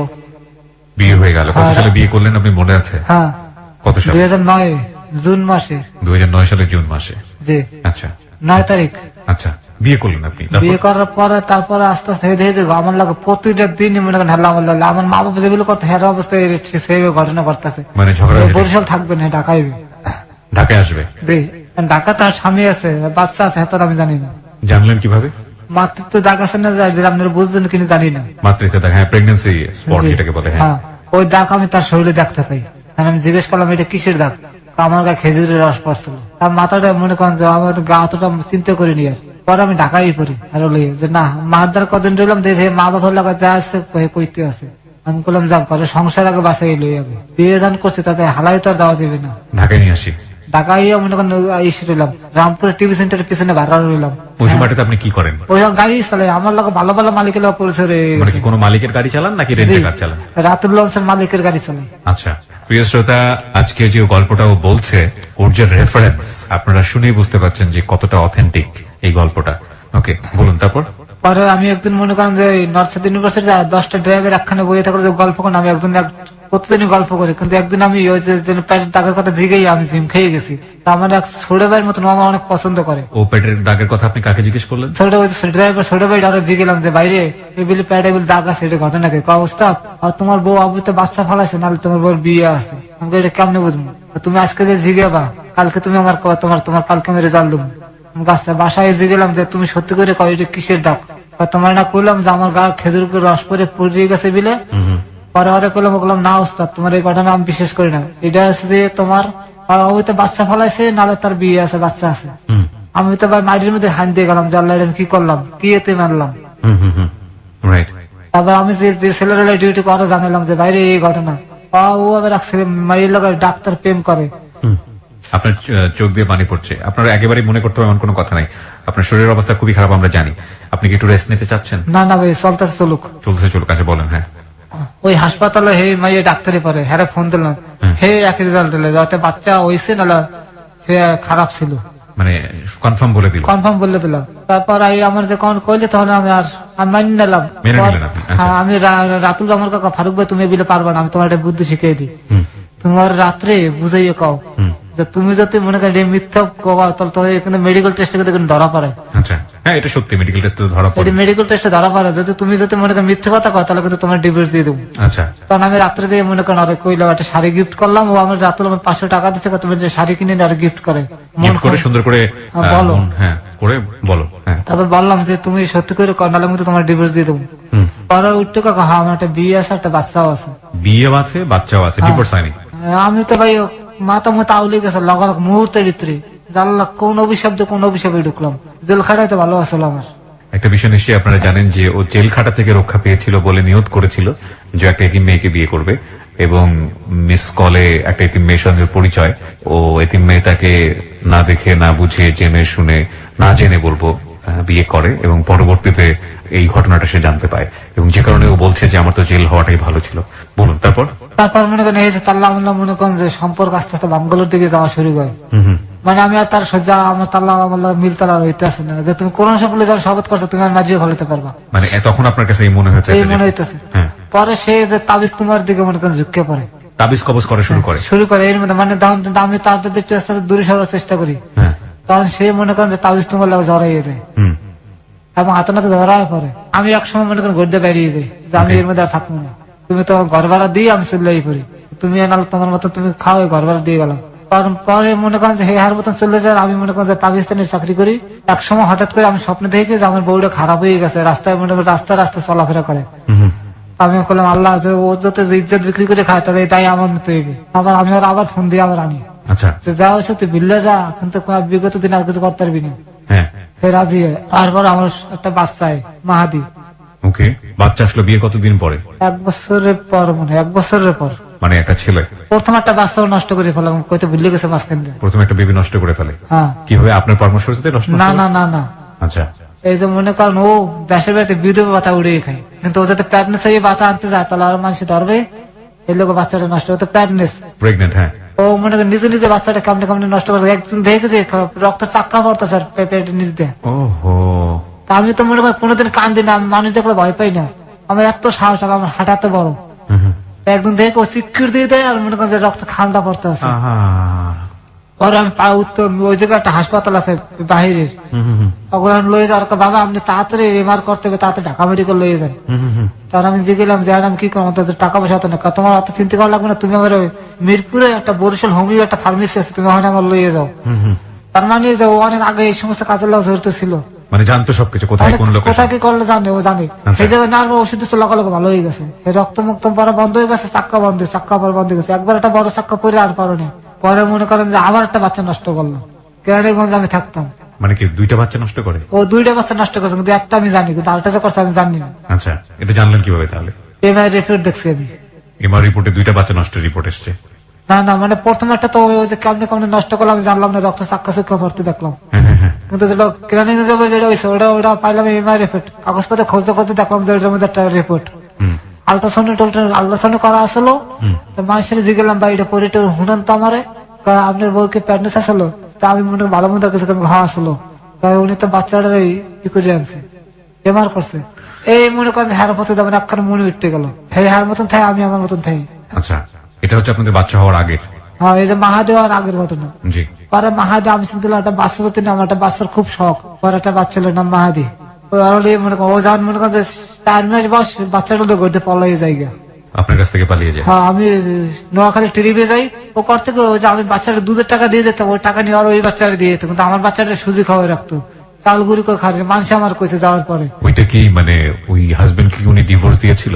আমি মামলা চলতেছে এটা আমি জানি, যে ও মামলা করছেন নামে। এই মহিলা মামলা করেছে? হ্যাঁ। আগের হাজবেন্ড কি ছিল পেশায়? পেশায় রাজমিস্ত্রি ছিল। রাজমিস্ত্রি ছিল। চোখে যে ডান চোখ দিয়ে আপনার এরকম পানি পড়ে, এটা কি সবসময় পড়ে নাকি না, আমাদের আজকেই। আজ কি প্রথম হচ্ছে এরকম? আজকে মানে কান্দা হইতেছে, পারতেছে না রাখতে ভাইয়া, যে কি করবো আমি, কি আমার হাতে পাওয়া আছে চলতে পারি না। আপনার বাম চোখ দিয়ে যে পানি পড়ছে না, শুধু ডান চোখ দিয়ে পড়ে, এটা কি মানে সবসময় হয়? না, আজকে প্রথম। মানে শুধু ডান চোখ দিয়ে হচ্ছে এরকম? হ্যাঁ। প্রিয় শ্রোতা, এখানে একটা বিষয় বলে রাখি, ওনার শরীরটা কিন্তু খুবই খুবই বাজে অবস্থায়। উনি কিন্তু, ওনাকে দেখলে আপনারা বুঝতে পারবেন, একটা স্ক্র্যাচে ভর দিয়ে, আপনারা ভিডিওতে হয়তো বা দেখেছেন, একটা স্ক্র্যাচে ভর দিয়ে হাঁটেন উনি। একটা কাপড়, পলিথিন ব্যাগ, সেটার মধ্যে ওর এক সেট কাপড় থাকে, ওটা নিয়ে উনি এই স্টুডিওতে এই মুহূর্তে, এবং ওনার হাঁটার সামর্থ্য নাই, খুবই বাজে অবস্থা। এক চোখ দিয়ে যখন পানি পড়ে কন্টিনিউয়াসলি, সেটা এক ধরনের সিনড্রোম, এবং উনি কিন্তু স্ট্রোক করা রোগী। সুতরাং কিছু বিষয় আমাদেরকে কনসিডার করেই ওনার স্টোরিটা এখানে প্রচার করতে হচ্ছে। আশা করছি আপনাদের সেই রকম ধৈর্য থাকবে। বলুন তারপর। কাকা তাহলে বাচ্চাটা পলাই জায়গা আমার জিনিসপত্র বাড়ি এলে লেগে জড়তে আসলো। পরে আমি বাচ্চা খুঁজতে না পাই, আমি পরে একসময় শুনি যে বরিশাল গেছে কি আমার মার দ্বারে। আচ্ছা। আমি তাড়াতাড়ি মার দ্বারে যাই, যাই কেউ মা বাচ্চা দেখাও আমার আগে। হ্যাঁ। দিয়ে আমার বাচ্চা আমি পাইছি, আচ্ছা। কিন্তু বাচ্চা আমার দেবে না। বাচ্চা দিবে না? আমি যাক মার দ্বার থাকবো, ভালো তো থাকবে, আমার বাপটা একদিন কইলে কইবে। হ্যাঁ। আমি আর জোরাজোরি করলাম না, বাবার আই পড়লাম। আমি এই সময় চাঁদপিন শাড়ি আছে না, জি। এই চাঁদপিন শাড়ির মালিকের চাকরি করি, সালামাজি। আচ্ছা। এই চাকরি করার অবস্থার ঘটনা আপনার আমি কইতে আছি। জি। পরে মনে করেন যে হে কিছুদিন পর ঢাকা আইয়ে মনে করেন হেয়ার মতন থাকে, ওই বাচ্চাদের ভিক্ষে করায়। বাচ্চারা দিয়ে ভিক্ষে করানো? হ্যাঁ। পরে আমি উকিলে আলাপ করলাম যে স্যার আমার বাচ্চা আমার কেমন নিতে পারেন, টাকা পয়সা যা লাগে আমি দিব আপনার। ওকে। উনি একটা মামলা করলে একটা ডিভোর্স করাই দিল আমার কোর্টের মাধ্যমে। ওকে। তো সে পলাই গেছে, এবার চুরি মামলা দিয়ে একটা ডিভোর্স করাই দেয় আমার উকিলের বুদ্ধি, তো আমি কিছু করিনি। ওকে। আরে বাচ্চার লেগে একটা মামলা করেছে, কাগজপত্র আমাদের আছে, আপনার আমি দেখাইতে পারলাম না। আমি জানি ভালো আসছিলাম, হ্যাঁ এই বাসায় সবকিছু আছে আমার। ঠিক আছে, সমস্যা নেই, আপনি বলুন আপনার মতো করে। পরে ওই কাগজপত্র হেরা উকিলে ডিভোর্সটা করাই দেয়। পরে তো মনে করেন আমি ঢাকা রেন্টে করার লাগে জড়াই যাই। আচ্ছা। এদিকে বউ বাচ্চার কথা আমি এখন ভুললেই যাইতে আছে, কিন্তু তারপর তো আমার কোনো ইয়ে ওঠে না। তারপর আপনি কি করলেন? পরে আমি তো রেন্টে করার লাগে জড়াই গেলাম, রেন্টেকারের সাথে জড়িয়ে গেলেন। হ্যাঁ, তো এখন এই সময়টা থেকে আপনার স্ত্রীকে আপনি ডিভোর্স দিয়ে দেওয়া বা এরকম কোনো চিন্তা ভাবনা করলেন যে আপনি যখন রেন্টেকারে যদি যাচ্ছেন বা এরকম কোনো কিছু? উকিলে আমার জড়াই করাই দিল। উকিলে কি করে দিল? আমি বাচ্চা চাইলাম, করলে বাচ্চাটা তুমি বলবো আমাকে ডিভোর্স দাও। আচ্ছা, ডিভোর্স দিয়ে দিতে বললো? হ্যাঁ। তারপর উকিলে মনে করে হ্যাঁ ছবি চাইলে ছবি দিলাম, আমার ছবি দিলাম, বাচ্চার ছবি দিলাম, উকিল একটা চুরির মামলা দিয়া হ্যাঁ ডিভোর্স করাই দিল। চুরির মামলা মানে হচ্ছে আপনার ওয়াইফ চুরি করেছে, বাসা চুরি থেকে করে পালাই গেছে। চুরি করে পালিয়ে গেছে, এটা দিয়ে সে ডিভোর্স করিয়ে দিল। আপনার কোনো সমস্যা হলো না? না। আচ্ছা, আপনার ওয়াইফ কোনো অ্যাকশনও নিল না? না। আচ্ছা। পরে আমি ওয়াইফ জানতো যে আপনি তাকে ডিভোর্স হ্যাঁ, দিয়েছেন? সবের আমি জানাইছি যে আমি তার কিন্তু ডিভোর্স দিয়ে দিছি। আচ্ছা। আল্লাহ আল্লাহ কিছু নেই। বাচ্চাটাও নিয়ে চলে গেল? হ্যাঁ, বাচ্চাটা আমি দাবি করতে, কিন্তু বাচ্চা আমার দেখায় না, ধরতেও দেয় না। আচ্ছা, তারপর? মাঝে মাঝে টাকা পয়সা লয়ে যেতে, টাকা পয়সা দিলে বাচ্চাটা দেখতে পাই। টাকা পয়সা দিলে বাচ্চাকে দেখতে দেয়? 500 টাকা দিলে আর ফল টল কিনে দিলে বাচ্চাটা দেখায়। আচ্ছা, ওই বাচ্চা কি এখন আপনার কাছে আছে নাকি? বাচ্চার মার কাছে কেন গুঞ্জ আছে বাচ্চা বর্তমানে। বাচ্চার বয়স কত? 4 বছর। 4 বছর বয়স, তার মানে এটা 4 বছর আগের গল্প। জি। পরে আস্তে আস্তে আস্তে মনে করেন যে আপনি বাচ্চা রেন্টেকারের গল্প বলছিলেন? হ্যাঁ, যে রেন্টেকার মনে করেন আমি জড়াই গেলাম। হঠাৎ করে একদিন আমনেকে বসে একটা ছেলে পুরান টাকা থাই আইয়ে করলো যে হ্যাঁ একদিন আমি বিয়ে ডিউটি করছিলাম, হ্যাঁ করলাম। পরে এই লোকটা আমার একদিন এই স্থানে আমার খোঁজে যে ফারুক নামে একটা ড্রাইভার আছে। পরে আমার জানছে, পরে আমার কন্টাক্ট 500 টাকা 5000 টাকা ভাড়া, এই 1000 টাকা হয়ে নেবে, 4000 টাকা আমার দেবে, হারে দিতে আমি রাজি হয়ে গেছি। পরে ম্যাডামের দ্বারা লই আমার এই কিন্তু আপনি মেন ঘটনা আমি আইতেছি এখন। আচ্ছা, মেন ঘটনা, যে ঘটনা আমরা ফেসবুকে প্রচার করেছিলাম, যে কারণে আজকে উনি এই অনুষ্ঠানে, সেই ঘটনার ভিতরে আমরা ঢুকছি এবং ওনার যে ব্যাকগ্রাউন্ড সেটা আপনারা শুনলেন। জি, আমরা বিস্তারিত শুনতে চাই আপনার কাছ থেকে, একেবারে ইন ডিটেল, কোনো কিছুই খুব স্কেপ করবেন না, আপনি আচ্ছা। বলেন। হ্যাঁ। পরে ওই লোকটাই আমার যে 5000 লোকটা টাকা আপনাকে ভাড়া করলো রেন্টেকার, কি বলে ভাড়া করেছিল? করলো যে 5000 টাকা ভাড়া কাগজে লেখা থাকবে, তুমি 4000 নেবে, 1000 আমার দেবা। আচ্ছা। আমি রাজি হয়ে গেছি। আচ্ছা, ওই সময়টাতে আপনাকে বললো যে আমার 5000 সারাদিন ঘুরবে, মানে সকাল 9টায় যাবো, বিকাল 5টা হয়ে যতক্ষণ না ছাড়া থাকতে 5000 টাকা ভাড়া। আচ্ছা, আপনি রাজি হলেন? আমি রাজি হয়ে গেলাম, কারণ মানে উনি শুধু ঘুরবে? হ্যাঁ, ওই ম্যাডামে খালি ঘুরবে, কত ছিল এইটা প্রথম। আচ্ছা। পরে আমার লইয়ে মনে করেন যে বনানি আপনার লোকেশন বাড়ির নামটাম কইতে হইবে। বলেন। আমি যদি বনানি একটু মনে করেন যে ঢুকলাম, ঢুকে একটু ডান দিক একটা ভিতরে একটা রাস্তা আছে, একদম ওই চেয়ারম্যান বাড়ি বেরিয়ে যায়। জি। হ্যাঁ, যাওয়ার আগে এটা আছে না, গলির মধ্যে 2টা নতুন বাড়ি, একটা বাড়িটাই উনি থাকে, ভাড়া থাকে, কেনা না ভাড়া। ওকে। আর আমার জানা কি মতো এখনো সেখানে আছে? ওনার নাম হচ্ছে যে ম্যাডাম। প্রিয় শ্রোতা, আমরা বারবারই বলি আমাদের অনুষ্ঠানের একটা বিশাল সীমাবদ্ধতা হচ্ছে, সীমাবদ্ধতা আমি বলবো না, এটা আমাদের প্রয়োজনের জন্যই করা, যেহেতু এটা ইনভেস্টিগেটিভ শো না, সুতরাং সেই জায়গাটি থেকে কারো সম্মানে আঘাত লাগে, আমরা কারো মান সম্মান ক্ষতি হয়, সেইভাবে আমরা আমাদের অনুষ্ঠানটা কখনোই প্রচার করি না। সুতরাং কিছু পরিচয় আমাদের এখানে মিউট করেই রাখতে হবে এবং আশা করছি আপনাদের জায়গা থেকে আপনারা সেটা আপনাদের বোধের জায়গা থেকে বিষয়টাকে দেখবেন। বলুন তারপর। পরে ওই লোকটা বললো কত হলো, 4000 টাকা। উনি আমার লই আইলো, আই ওনার গাড়ি পার্কিং এ রাখলাম। রাখার পরে উনি উপর দিয়ে নামলো খুব দ্রুত, দেখে ওনার চোখের মধ্যে পানি খুব সম্ভব থাবর থুবর মারছে, খুব সম্ভব। মানে যে লোকটা ভাড়া করেছে সেই লোকটাকে। আচ্ছা। তো আই আমার তাড়াতাড়ি 4000 টাকা দিয়ে কাকে আমি 1000 নিলাম, কিন্তু প্রতিদিন যে 1000 টাকা এটা তুমি আমাদের বিকাশ করে দিয়ে 8000। মানে প্রতিদিনই আপনাকে 5000 টাকা করে দিবে, এরকম কথা? এগুলো কথা। তাহলে তো আপনি তো মারাত্মক রকমের একটা অফার পেয়েছেন। আমার স্টানে এত টাকা ভাড়া শহরের ভিতরে কেউ কেউ দেয় না। আমি তো মনে করি লাভ মানে মালিক তো আমার দা লাগবে 3,000 টাকা, হ্যাঁ আরো কম 500 টাকা। মানে মালিকের দিতে হবে 3,000 টাকা, ওখান মালিক থেকে যেমন পাবেন করছে 500 3,000 টাকা। টাকা ভাড়া, ওখান থেকে আর আমার পাবেন 500 টাকা। বেতন 500 টাকা। আচ্ছা, আমার প্রতিদিন আমি ইনকাম হতেছে 1,500 টাকা। রাইট। সো আপনি 1 লাফে রাজি হয়ে গেছেন। আমি রাজি হয়ে গেছি। আচ্ছা, পরে আমি 2 ঘন্টা হয়ে গেছে ম্যাডামের বাইরে না আমার কাছে কয়েনি। আমি ম্যাডামের ফোন দিলাম, ওইখানে বসে আছেন, ফোন নাম্বারটা আপনাকে দিয়েছিল ম্যাডাম? হ্যাঁ ওই না ওই যে কাগজের মধ্যে ম্যাডাম না ওর লিখে দিয়ে গেছে কাগজে যে এই নাম্বারে ফোন দিয়ে তোমার সমস্যা অসুবিধা জানাইও। 2 ঘন্টা অপেক্ষা করতে করতে আমার একটা বদভ্যাস, কোন ট্রিপে গেলে আমি মানুষের একটু তাড়াহুড়ো দেখা যায়, ভাই তাড়াতাড়ি বেরেন, এটা মানে রেন্টে কারটা অভ্যাস। আচ্ছা, আর ম্যাডাম ম্যাডাম আমার তো শরীর ভালো না, আপনি কি বেরিবেন না, আপনার শরীর বেশি খারাপ, আপনি একটু রিসেপশনে আন। রিসেপশনে ক্যামেরা আছে, তা আমি জানি টানি না। হ্যাঁ, রিসেপশনে আমি দাঁড়াইছি, পরে আমার ইন্টারকম করছে, দিছে দাঁড়ানো করতেছে, ভাই কথা কন, আপনার ফোন দিচ্ছে ম্যাডামে, আপনি কি শারীরিকভাবে সুস্থ আছেন? হ্যাঁ।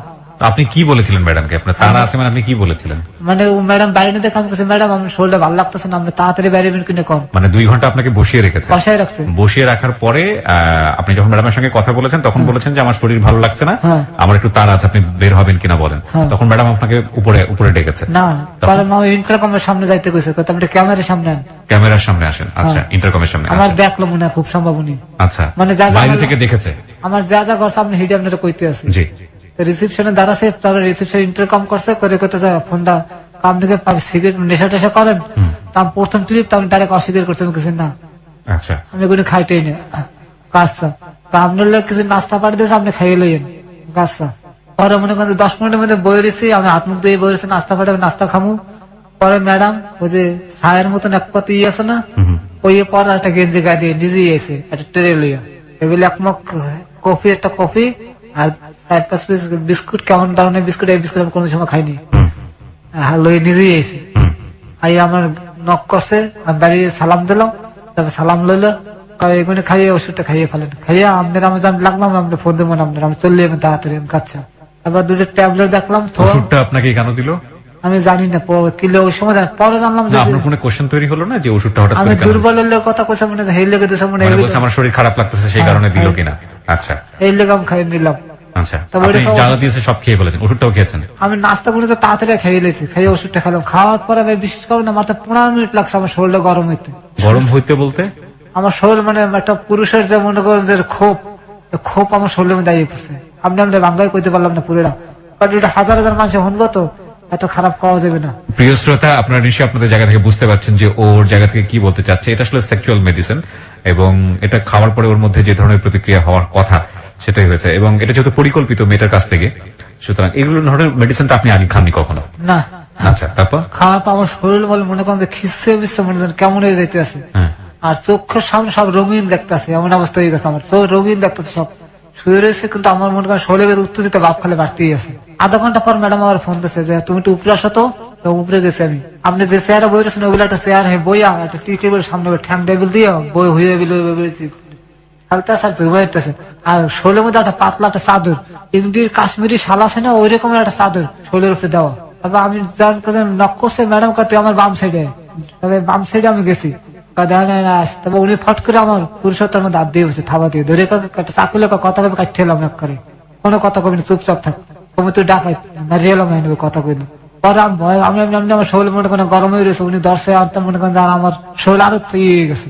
পরে উনি ওনার বেডরুমে লয়ে গেল, আমার ও চাদর ফট করে টান দিয়ে খুললে ফেলাইলো, খোলার পর আমি দেখ ওনার গায়ে কিচ্ছু নাই, উনি এক করে মনে করেন যে খালি। তারপর ওনার গরমতে লয়ে গেল, নিয়ে উনি একটা বাবা বের করলাম, উনি একটা মনে করেন ওটা শেষ করে আলালো। আমি দেখা চিনতেন আপনি আগে থেকে? হ্যাঁ আমি চিনতাম, কারণ আমার স্থানে বহুত ড্রাইভাররা খাইছে, এটি আমি দেখছি। এক টানে মনে করেন ওটা কি করলো করে জানিস, এক টানে মনে করে খাইয়ে খাইয়ের পর উনি মনে করেন যে 2 মিনিটের মতো দাঁড়ালে ঠাস করে বইয়ে বলিস মধ্যে বইয়ে মনে করেন ওনার মনের মতন উনি খারাপ ছবি দেখছেন না ওই সেই ভিডিওতে, ঠিক ওই রকম উনি ওনার আমার অত্যাচার শুরু করে দিল।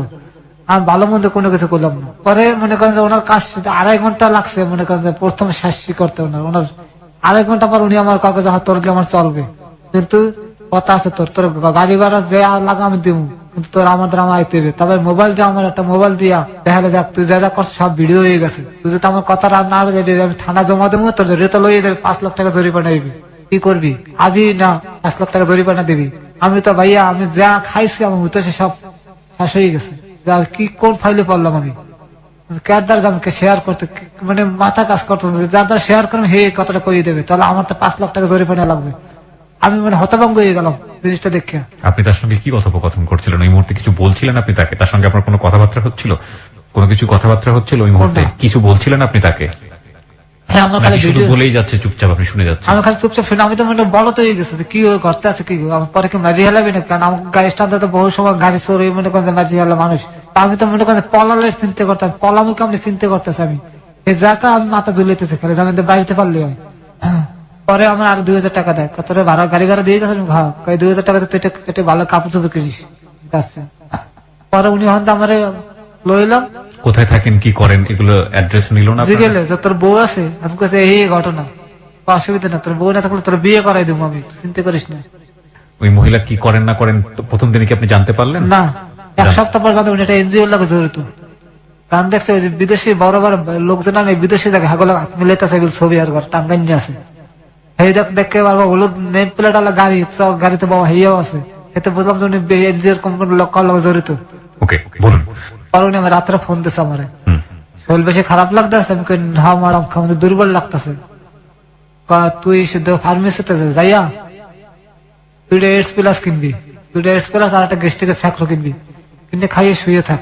আর দুধ খাওয়া যায়, ডিম 80 ডিম খাওয়া যাইয়া। বাসায় রান্না করা কেউ আছে? আমি কাছে না, গরুর মাংস কিনে লইয়ে যা বাসায়। হোটেলে পাক করা গরুর মাংস কিনে নিয়ে মন মতন খা। আর তোলে আমি রান্না করতে আছে, তুই কালকে আমার বাসায় খাবি। আচ্ছা। পরদিন মনে করেন যে 11টার সময় ফোন দিয়েছে, তুই গাড়ি নিয়ে আমার বাসায় বাইরে। প্রথম আমনে আমনে কইতে পারে, তুই তুই মধ্যে চলে গেছে জিনিসটা। এই আমার তুই কে, আমি আর তুই কই। ওকে, পরে মনে 11টার সময় বাসায় আইছি। আপনি তারে তুই বলতেন কেন? মানে আপনারও এক ধরনের সম্মতি চলে এসছে? মানে হে যে আমার একটা স্বামী স্ত্রী যা দেওয়া হয়তো আমার দিয়ে দিয়েছে। আপনার ভিতরে কি আপনি আজকে স্বীকার করতে এসছেন? আপনি আজকে সত্যটাই বলবেন এখানে, সচেতন করতে যেভাবে এসছেন। যেহেতু মহিলা আপনাকে প্রথম দিন তো অবশ্যই অ্যাবিউজ করলো, আপনার মৌন সম্মতি ছিল কিনা? না, কোন ধরনের কোনো সম্মতি আমি ছিল তো না? মনে কোনো বিষয়ে বিপদগ্রস্ত, আমি কেমনে কি করবো। আপনি ব্যাপারটাকে এনজয় করছিলেন না? না, আমি তার আমার মন দিয়ে কোনো এনজয় ছিল না ওই সময়। আপনি ভয় পাচ্ছিলেন? আমি ভয় আতঙ্ক হয়ে গেছিলাম। সাধারণত এরকম তো হওয়ার কথা না। এটা কোনো মানুষ এই কাজ করে না। আর আরেকটা বিষয় যেটা, সেটা হচ্ছে আপনার যে স্ট্যাটাস বা আপনার যে লাইফ স্টাইল আর আপনি যে ভদ্রমহিলার কথা বলছেন, তাদের মধ্যে তো আকাশ পাতাল পার্থক্য। মানে হ্যারে ধরা আর ধরতে গেলে মনে করেন যে পারমিশন লাগে, এমন এক লোক সে। আর এমন একটা সুন্দর একটা মহিলার হাত ধরা তো অনেক কিছু মনে করেন, আর সে আমার তো সবকিছু দিয়ে দিতে আছে। ওকে, আসলে দিচ্ছে নাকি নিচ্ছে সেটাও একটা ফ্যাক্ট। নইলে আজকে 8 মাস পরে আপনার যে শরীরের যে অবস্থা এবং আপনাকে যে ড্রাগ দিয়ে দিয়ে কন্টিনিউয়াসলি যে কাজটা হয়েছে, একটা কোশ্চেন প্রথম দিকেই ছিল প্রিয় শ্রোতা, যে যদি শুধুমাত্র এটা শারীরিক কামনা হবে তাহলে ড্রাগ দেওয়ার প্রয়োজনটা কি? ড্রাগ ওকে কেন দিয়েছে সেটা আপনারা নিশ্চয়ই বুঝতে পেরেছেন, যে এটা আসলে এক ধরনের সেক্সুয়াল ডিসঅর্ডার আমি বলবো। আমরা আজকের এই অনুষ্ঠানে বিশেষ প্রয়োজনে আমাদের যিনি সাইকিয়াট্রিস্ট আমাদের সঙ্গে সবসময় থাকেন, ডক্টর তাজুল ইসলাম, তাকে স্ট্যান্ড বাই রেখেছি। তিনি এই গল্পটা শুনছেন। আমরা যেই ধরনের সেক্সুয়াল সিনড্রোম বা অ্যাটিটিউড পাচ্ছি একটা মেয়ের মধ্যে, সেটা সাইকোলজির ভাষায় কি বলে এবং এটা আদৌ সম্ভব কিনা, উনি ওনার যে স্টাডি, ওনার যে রিসার্চ, সেই জায়গাটা থেকে উনি উত্তর দিবেন। অনুষ্ঠানের শেষে উনি আমাদের এই বিষয়গুলো নিয়ে কথা বলবেন, এবং যারা এই বিষয়টাকে বিশ্বাস করছেন বা প্রশ্নবোধক চিহ্ন রেখেছেন, তারা নিশ্চয়ই ওনার কাছ থেকে শুনে পুরো বিষয়টি সম্পর্কে আপনারা আশ্বস্ত হবেন। ঠিক আছে, তো আপনাকে পরামর্শ দিল এটা এটা খারাপ। আমার প্রশ্ন ছিল যে তুই সম্পর্কে যাওয়ার জন্য ও পারমিশন দিল আপনাকে? আপনি কি এটা ইচ্ছা করে তুই সম্পর্কে গেলেন নাকি? আমি আফা কইতাম ম্যাডাম, তুই আমার তুই করে রাখতে পারিস, আমি তো তোর তো সবই দিয়েই দিছি, তুই আমার আফা কাজ করলি, ম্যাডাম কাজ করলি, আমি সবে। আচ্ছা, তখন আমি আর তুই করে ডাকা শুরু করলাম, কারণ ওই যে ফোন করতে তো বিভিন্ন সময়, তখন আমি কইতাম ম্যাডাম আমি তো তুই আমার বন্ধু হিসেবে তুই আমার তুই তাই ব্যবহার করবি।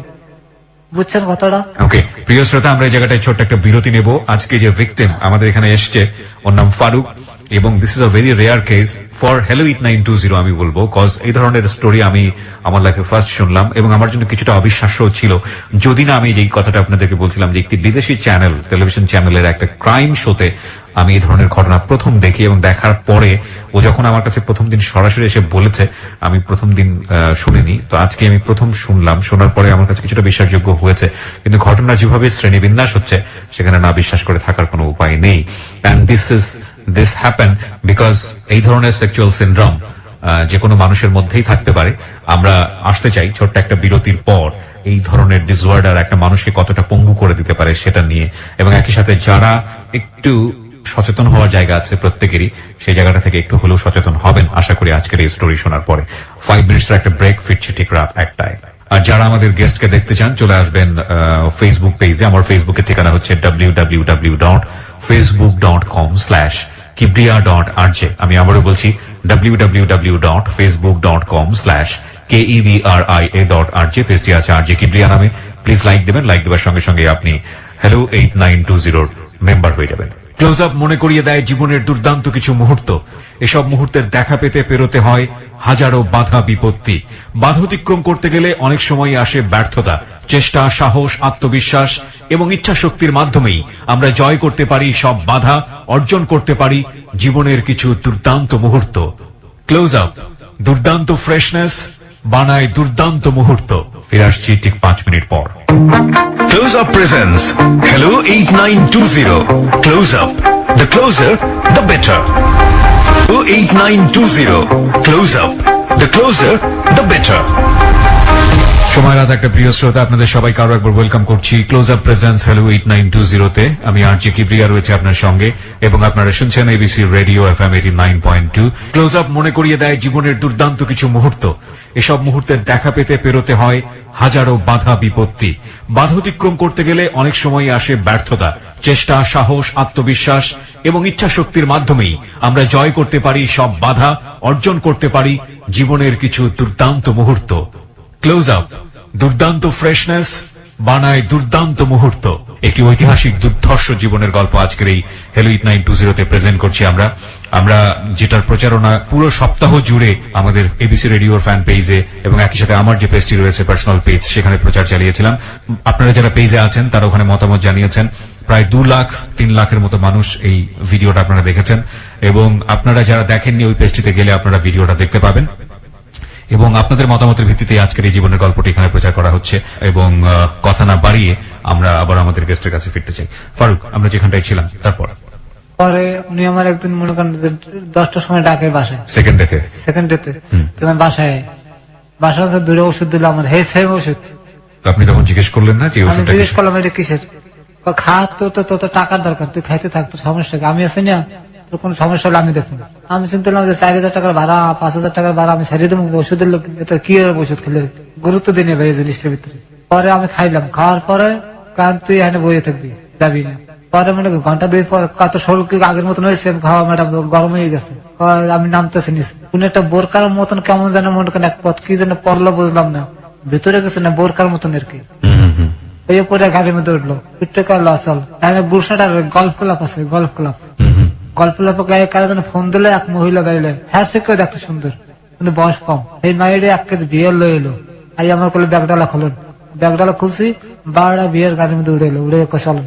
তারপরে বনানে ফেলার উপর দিয়ে ভিতরে একটা ইয়ে আছে না, অনেক হাউজিং, ওই জায়গায় মায়ের ওই জায়গায় ভাড়া থাকে, আর বাসায় এলাম। আর গাড়ির মধ্যে ভাই বিয়ের খাইছে, আমার হাতে আমি বিয়ের খাইনি। আমার তেমনি মনে করেন শরীর মনে আগুন যাইতেছে। পরে বাসায় আইলাম, আর পরে আমার রুমে লয়ে গেল। আপনি কি ওষুধের নামটা পুরো সময় কখনো জানতে পেরেছেন যে কি ওষুধ? আপনার দিকে ওষুধটা কিভাবে আসতো? পুরো খোলা অবস্থায় আসতো? খোলা কোনো লেবেল নাই, লেবেল থাকলে আমি চিনিয়ে লাইতে পারতাম। আচ্ছা, ওষুধটা কটা দিত? 2টা দিত আপনাকে? 2টা। কালার কি? সাদা একটা আছে আপনার। কি কালার? মানে কালার সবুজের মতন, কি দিয়ে দেখা না। ঠিক আছে, বলেন, সমস্যা। সবুজ। এটা কি ক্যাপসুল ছিল না ক্যাপসুল সাইজ ছিল? একটা ছিল ক্যাপসুল, একটা ছিল ট্যাবলেট।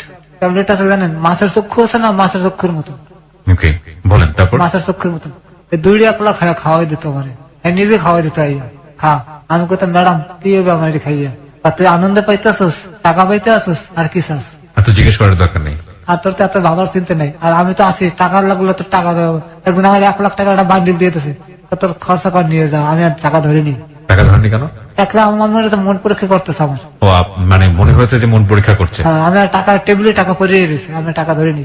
পরে দুজনে আমার বাসা লয়ে গেল, নিয়ে গরু মাংস আসলো আর রান রুটি এই দিল আমার খাইতাম, মন বলে আমি খাইছি। ওগুলি খাওয়ার পরে মনে করেন দুজনে আইসে, কেউ গা কাপড় চোপড় ছিল না।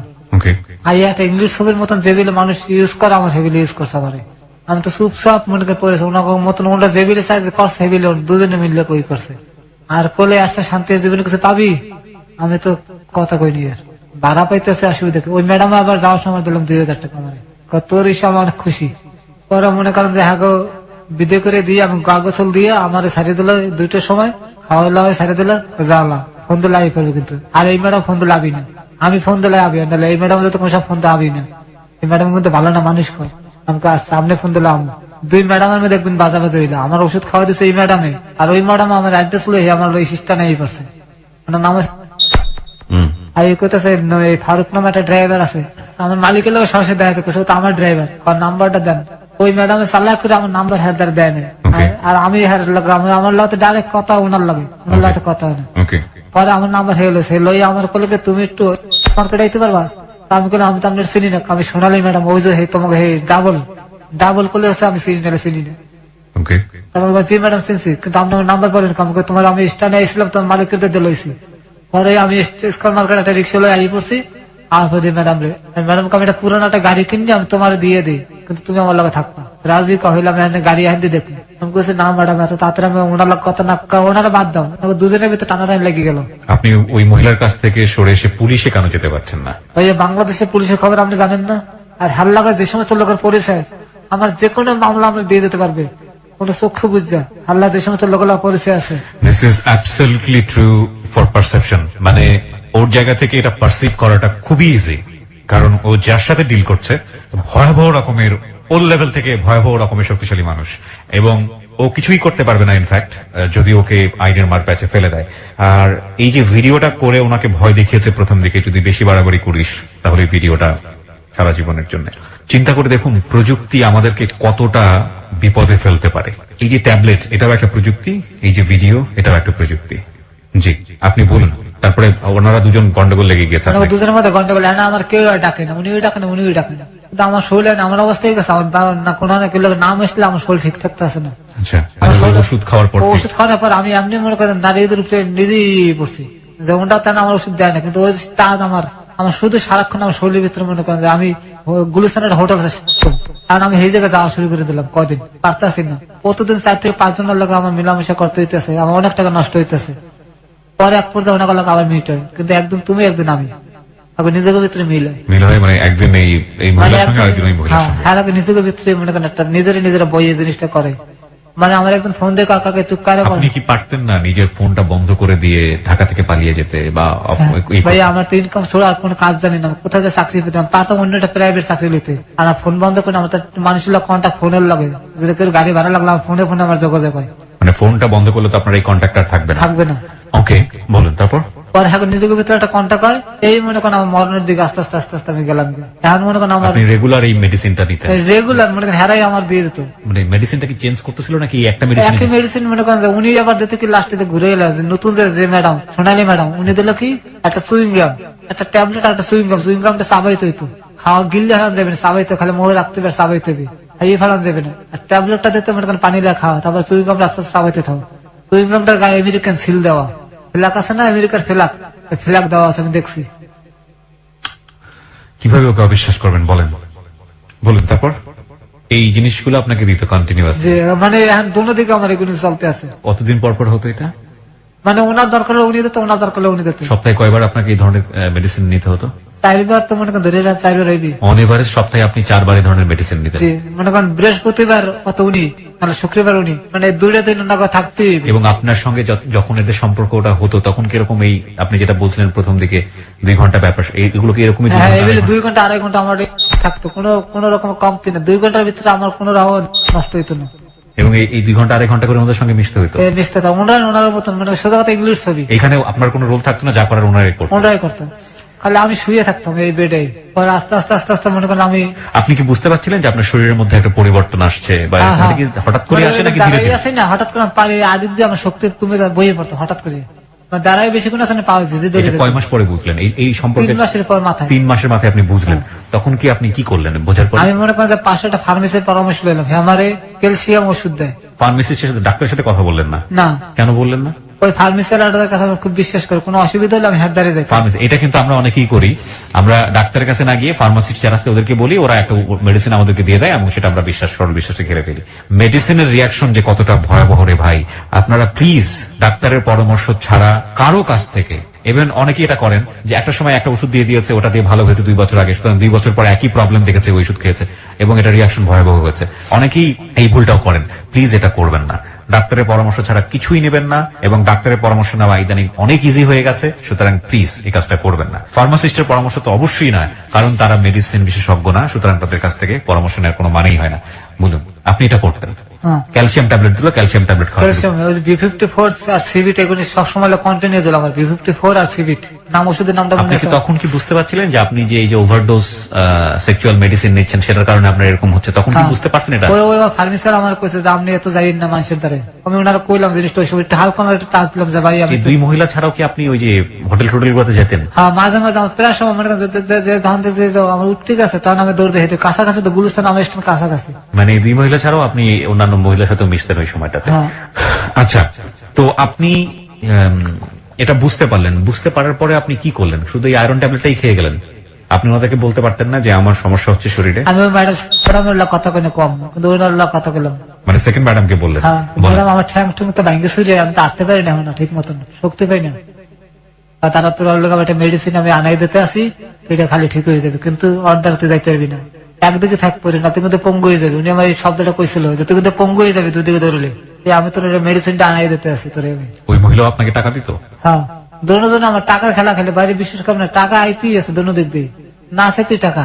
আর আমি তো মনে করছি টাকা পেয়ে তো মনে করি সব বিল্লে গেছি, মানে সংসারে যেটা পাইতাম সেটা তো মনে করতে দেন পাইতে আছে, টাকা পেতে কিছু মাথায় নাই, কোনো মাথায় নেই। আর গাড়ি ভাড়া হইতেছে, আমার চাকরি খারাপ, আমার চাকরিতে কোনো সমস্যা নেই, সবকিছুই পাচ্ছে না, সব আমার সব ঠিক আছে। আমার মালিকের কাছে আমি ভালো রইলাম, চাকরি আমার ঠিক রইলো, আমার সংসারে যে জিনিসটা আমি চাইতাম সেই জিনিসটা ওটা আমার দিতে আছে, তাতে আমার পিছনে টাকা নিয়ে কিছু চিন্তা করেন নাই যে ওষুধের কি হতে পারে, রিয়াকশন কি? না ভাই, এটা মাথায় ঢুকে নেই আমার। ওষুধের রিয়াকশনটা কি? ওর 40 বছরে ওর যে ভিডিওটা আমরা দিয়েছি, প্রথম যে ভিডিওটা এবং এখন আজকে যে অনুষ্ঠান চলাকালীন যে ভিডিওটা আমরা দিয়েছি, একটু দেখে আসুন। ওকে দেখে মনে হবে না যে ওর বয়স কত বলছিলেন আপনি? 40। ওর দেখে মনে হবে না ওর বয়স 40, এবং ও যেভাবে হাঁটে, ওর বাম হাতে কোনো কিছু ধরার শক্তি নাই। আর স্ট্রোকের গল্প তো একটু পরে হয়তো বলবি। মানে ওকে শেষ করে দিয়েছেন। ফ্যাক্ট, কোন জিনিসের একটা সময়ের সাথে যাওয়ার একটা ব্যাপার থাকে, বলেন না যে দ্রুত চার্জ হওয়ার একটা ব্যাপার। লাইক আপনার মোবাইলের ব্যাটারিটা যদি আপনি, যেটা আপনার 20 মিনিটে হওয়ার কথা চার্জ, সেটা যদি আপনি 2 মিনিটে করেন, সেটা কিন্তু খুব বেশিক্ষণ আপনাকে সার্ভিস দিবে না। শরীরটাও এরকমই, সেটাকে বুস্ট আপ করলে সেটার পাওয়ারটা কিন্তু, যেটা আসলে ওই সময়ের সাথে জড়িত, সেটাকে সুইচ করে করা হয়, এবং পরবর্তীতে এটা কিন্তু আপনার সাধারণ জীবনযাপন করতে দিবে না, এবং সেটাই হয়েছে ওর ক্ষেত্রে। ওকে, তারপরে কি হলো? আপনি কন্টিনিউয়াসলি যাওয়া শুরু করলেন। সপ্তাহে আপনাকে অন এভারেজ 4 বার, মানে এই এই জনের মেডিসিন আপনাকে নিতে হতো। 3 মাস পরে আপনার হাঁটুতে বল পাওয়া কমে গেল। তারপর দাঁড়া থাকলে পড়ে যেতাম। দাঁড়া থাকলে পড়ে যেতেন। আচ্ছা, তারপর গুরুতর আমি করলাম কেউ যে অ্যালোভেরা আছে, অ্যালোভেরা খাওয়া শুরু করলাম। একজনের পরামর্শ তোমার ক্যালসিয়াম শর্ট। ওকে, আমি প্রতিদিন 4 গ্লাস করে অ্যালোভেরা খাইতাম গুলিস্তান দিয়ে। অ্যালোভেরা মানে যে ম্যাক্স ঘৃত কুমারী বলে অনেকে, যেটাকে মানে পিচ্ছিল যেটা বলে, এটা খাওয়া শুরু করলেন। এটা খাওয়ালে আপনার স্ট্যামিনা বাড়বে, পার ক্যালসিয়াম ফিরে যাবে। আমি খাওয়া শুরু করলেন। আমি ওটা প্রতিদিন খাইতে আছে, কোনো মিস নেই। আর বেলের শরবত। পরে মনে করেন আস্তে আস্তে আমাদের একজন অপু বললে পরিচয় হইল, ময়মনসিংহ ত্রিশাল। উনি গান বাজনা লাগে জড়াই থাকে বেশি। আচ্ছা, তো অপু ভাই আমার খুব ভালো পায়, খুব স্নেহ করে আমার। আচ্ছা, হ্যাঁ, মনে করেন বৃহস্পতিবার দিনকে ময়মনসিংহ যায়, শুক্রবার দিনকে আবার হ্যাঁ লই যাইতে হয়। একটা ভালো একটা ট্রিপ আমার মিললে গেল আমার। আচ্ছা, তো ওনাকে আমি সারা একটা উপায় পাইছি যে আমি এখন সরে যেতে পারি, কারণ আমার তো রেগুলার গাড়ি ভাড়া হয়ে গেছে আমার। অপুবার লাগে আমি মনে করি সময় দেওয়া শুরু করলাম। আচ্ছা, বৃহস্পতিবার যায়, শুক্রবার মনে করেন যে হ্যাঁ লই আবার ঢাকা ফিরি। পরে উনি আমার ম্যাডাম আমার ডাক ম্যাডাম তুই একটু আয়তো বাসায় বৃহস্পতিবার দিনকে। আচ্ছা, আমি কিছু আমার এই সময়টাতে আপনি কি ওই ম্যাডামের সাথে আর অন্য কোন ছেলেকে আপনার মতো করে মিশতে দেখেছেন? ভালো ভালো ঘরের পোলাপান হেল্লাকে দেখা করতে, উনি নেশা করতে অনেক বেশি। ভালো ভালো ঘরের পোলাপান দেখা করতো, কিন্তু এই ধরনের সম্পর্কে জড়িত কিনা তাদের সাথে আমি তো সামনে সামনে দেখিনি, কোনো সামনে দেখেন নাই। আচ্ছা, বলেন। তারপরে উনি আমার ডাক কিনে 2টো ওষুধ খাওয়াই থাকে। আজকে বৃহস্পতিবার বুঝতে কিনলে ওষুধ খাইছে, রাত্রে তোরা থাকতে হবে। আমি হা হা আমার কলকাতা বাসা লাগে, বাসায় রেস্ট করে দুপুর বেলা খাওয়া দাওয়া করে বিকেলে একবার আমি বাসায়। ওকে, আচ্ছা। এর মধ্যে অপু ভাই ফোন দিচ্ছে যে ফারুক ভাই আমার তো বাড়ি লয়ে যাওয়া লাগবে, আমার মা অসুস্থ। ওকে, আমি বলি, ঠিক আছে ভাই আপনি চিন্তা করেন, আপনি বাসায় থাকেন, আমি গাড়ি লিয়ে আইতে আছি। আচ্ছা, ও ওষুধ খাওয়া অবস্থায় হুম হুম, আমি হ্যারো লিয়ে মনে করেন যে হ্যার বাসায় গেলাম, হ্যারো লইলাম, হুম, তো গাড়ি চালাই হ্যাঁ বাড়ি গেলাম। আচ্ছা, তো যখন আমার গেছে তখন আমার লোক মাংস পাকাইছে আর রুটি বানাইছে, রুটি পিঠে কন হেরে বানাইছে। আচ্ছা, তো আমার ওই ওষুধটা আগে খাওয়াই দিচ্ছে, আমার শরীরটা আপনি আগুন হয়ে রয়েছে। ওকে, তখন আমার রুটি পিঠে আর গরুর মাংস জানতেছে না, আমি খাইয়ে মনে করেন যে টাইটটা বেশি দূর আইতে পারি না, এর মধ্যে মনে করেন পড়ে গেছে রাস্তায়। ওটা খাওয়ার পরে পড়ে গেছেন। এর আগে আপনার মেডিসিনটা খাওয়া ছিল? মেডিসিনটা খাওয়া ছিল মেডিসিনটা আপনার কাছে থাকতো? না, না উনি আমার খাওয়া দিচ্ছে, রাত খাওয়ানোর কথা কই, কিন্তু আমি তো ওনারা থাকেন নাই? আমি এই পড়ছি। আচ্ছা আচ্ছা, মেডিসিন খাওয়ার পরে আপনি চলে আসছেন? আমি খাইয়ে মনে করেন চলে এই পড়ছি, আমি উপবের মমি সিং এই পড়ছি। ওকে, তারপরে আপনি ওইটা খাওয়ার পরে পড়ে গেছেন? না, এই গরুর মাংস খাইছে, রুটি পিঠে খাইছে, খাইয়ে মনে করেন আপনি জানতে আমরা লইয়েছেন না অত দূরত্ব, হ্যাঁ, তাহলে একটা মোর ঘুরে আমি গাড়ি ধরে আইসে মতো দেখি আমার দুই পায়ের হাড়ির দিয়ে রক্ত মানে খিসে বের লয়ে যেতে স্যার, আমি রক খিচিয়ে ধরেছে? খিসে ধরছে। তখন আমি ভয় পেয়ে আমি মানে গাড়ির দরজাটা খুলে এসিটা সাইজিয়া আমি একটু শুয়েছি, শোয়ার পর দিয়ে আমার হাতার পা কোনোটা লড়ে না, হাত পা কোনো কিছু নড়ছে না? তারপরে মনে করেন হাতটা মনে করেন যে কোনো দরজার গেটটা খুললাম, এক সাইডে কাইতে পড়ে গেছে, যাতে কেউ আপনাকে দেখতে পারে। হ্যাঁ দেখতে পারে এই চিন্তা। আপনার সাথে ঘটনাটা কবে ঘটলো? কবেকার ঘটনা এটা? আজ থেকে কতদিন আগের ঘটনা? 8 মাস। আজ থেকে 8 মাস আগের ঘটনা? 8 মাস 10 দিন হইতে পারে এরকম? হ্যাঁ। আচ্ছা, বলেন তারপর। তারপর পড়ে গেলেন আপনি? আমি গেটটা খুললে এক সাইডে কাইতে পড়ে গেছে, তার আশেপাশের লোকজন দেখে আমি পড়ে আমি ঠ্যাং ঠেয়ে বিল করতে আছে, লড়তে পারি না। হ্যাঁ, পরে অপু ভাই আপনি ড্রাইভার জানে কেমন করতে আছে, তাড়াতাড়ি ধরে অপু ভাই আইসি। হ্যাঁ, আর ফারুক ভাই কি হয়েছে আপনার? মাথা পানি ফুনি দিয়ে একটা প্রেশারের ওষুধ খাওয়াই দিলে আমার লই গেল মমি সিং মেডিকেলে, আচ্ছা, ব্যানকাইতে করিয়া নেওয়ার পর আমার কিচ্ছু লাগে না ভাই, বিশ্বাস করেন। আমি মেডিকেল নেওয়ার পরে আমার দুটো থেরাপি দিলে ওই ডাক্তার ম্যাডামই রেবিল করলে জাগান তুমি জাগাইছি, আমার ঠ্যাং শক্তি পড়ছে। আর আমি তো আটটা ওকে কি স্টক করলেন আপনি, আমার তো ভয় পাওয়া যাচ্ছে না। আপনি তার মধ্যে মালিককে ফোন দিতে, হে একটা গাড়ি লই আই পড়ছে, আমাদের গাড়ি বহুত গাড়ি হয়, হে আই পড়ছে, কই কই তোমার কি যাতে দূরে তো খবর দিয়ে লোকজন লই এলা। পরে আমার কিচ্ছু হইলো না, আমি আবার হারলে ঢাকাই গেলাম। ডাক্তার আপনাকে টেস্ট দিল না? ওখানে সেটি চলতেছিল, আর ঘটনা তো শুক্রবারের কথা বন্ধ, আচ্ছা, বৃহস্পতিবার কথা শুক্রবার তো আমার স্টকটা হলো সিটি স্ক্যান? সিটি স্ক্যান, হ্যাঁ ব্রেনের, কিন্তু এগুলো অনেক বন্ধ, কোনো খোলা নেই, খালি হাই দিয়েছে ইসিজি দিয়েছে, ইসিজিটা পারছিলাম 80 টাকা লাগছে। ওইখানে করে ফেললেন তো? ইসিজি রিপোর্ট ভালো ছিল আমার, হার্টের আর কোনো report? সমস্যা ছিল না। আচ্ছা, পরে মনে করেন আমি আইলাম, আইয়া মনে করেন ঢাকা আইলাম, আর পর ওই ম্যাডাম যে ইস্যু ম্যাডামে ফোন দিছে, তুমি এগুলো সিটেরই করলে কামা করলাম। তারপর আমি বললাম যে ম্যাডাম একটা মিথ্যা কথা বললাম, আমার বাড়ি একটা অসুস্থ ছিল, যাক তুমি আমার আপন লোক, তোমার কথা বিশ্বাস করতে হইবে। পরে ওই ম্যাডাম এসে আমার লোক রাগে ঢুকে, পরে আবার ঠান্ডা হয়ে গেল, ঠিক আছে তুমি আমার বাসায় আও। বাসায় গেলাম, হেললাম, সারা রাত্রে রইলাম ওই জায়গা। পরদিন আমার সারিয়ে দিল, আমি স্টানে আইলাম, আর পরে আমার স্টানে সবাই মোটামুটি জানাজানি হয়ে গেল জিনিসটা। মানে আমার বন্ধু মহলার যারা আছে মোটামুটি এক কান দুই কান করে মনে করি সরাই গেছে, ফারুক আগের ফারুক নাই, নষ্ট হয়ে গেছে, ও হোটেলে যাওয়া যাচ্ছে। মানে আস্তে আস্তে জানলো কিভাবে জিনিসটা? মানে আমার মতন তো বহুত লোক হোটেলে যায়, হয়তো কেউ আমার দেখে ফেলাইছে, আচ্ছা, আমি পলাই গেছি, ঠিক আছে, কিন্তু আমার মতো অনেকে তো ওখানে যায়। আচ্ছা, ফারুক আর ভালো নাই, ও নষ্ট হয়ে গেছে, ও খারাপ হয়ে গেছে। পরে আমার জানাজানি হয়ে গেলে, তারপরে মালিক সময় আমার ডাকছে, মালিক সমিতি? হ্যাঁ, যে তোমার ব্যাপারে অনেক ভালো কোম্পানি নিজেকে আমাকে আছে, ভালো আছে, কিন্তু তুমি বর্তমানে তুমি কি করতে আছো, তুমি বাড়ি চলে যাও, চাকরি করো না, কদিন রেস্ট করে তারপর আও। পরে আমি বললাম যে না, আমার মাফ করে দেন, এবারের মতন আমি আর কোনো সময় এই কাজ করবো না, কাজটা মাফ করে দিলাম। আমার কথা একটা ইউনিয়ন আছে, পরে আমার কাছে ইউনিয়ন আছে, আমার হাতে উড়িয়ে দিয়েছে যে আপনি ফারুকের কি বিচার করবেন করেন, ফারুক আজকাল ওদিকে যাওয়া শুরু করছে, তখন বদনাম করতে আছে। পরে আমার বলে সত্যি ঘটনা কথা, তুই ওদের কি লেগে যাস। তবে আমি সভাপতির বললাম যে ভাই এই ঘটনা আমার লাগতে ঘটতে আসলো, কারণ আমি তো ভাই বিপদে পড়ে, আমি নিজের দিয়ে কিছু করতে আসলাম, মন দিয়ে আমি ইচ্ছে করে করতে আসলাম, ঐতি আছে। মানে এই ভদ্র মহিলা দুইজনের ঘটনা বললেন? একজনের কথা কইছি। একজনের কথা বললেন, যে মহিলা আপনাকে বাধ্য করছে? প্রথম যার কথা কইলাম। আচ্ছা, পরে করলাম কি ঠিক আছে আমি ব্যবস্থা নেব, তুই বদলি তোর জন্য ম্যাডামের জন্য ডাকবেন না, তুই আমার ডিউটিটা আমার দিবি, আমার সভাপতি কইলো। আমি বললাম হ্যাঁ তুমি আমার ডিউটি এতগুলো টাকা তুমি মারিয়ে খাইতেছো আমার এখন। মানে ডিউটি সে চাইলো আপনার কাছ থেকে? ঠিক আছে তোর যাতে বিল করতে আমার ডিউটিটা দে, তুই দেখ কত পারে আমি দেখুন, তোর যাওয়া লাগবে না, তুই রেস্টে থাক। আমার চেয়ার ছুঁড়ে ভাইয়া হিরোইন সির মতন হয়ে গেল কিছুদিনের ভিতরে। এখন তো মোটামুটি দেখান আমি এগুলো আসলাম না, আরো খারাপ হয়ে গেছিল, আমার আড্ডিতে বাইরে গেছিল। এই সবার নজরে পড়ছে যে কি পুরো কি হয়ে গেল, তুই হিরোইন মানে সবার মুহে মুহে আমি নেশা করতেছি সমানে।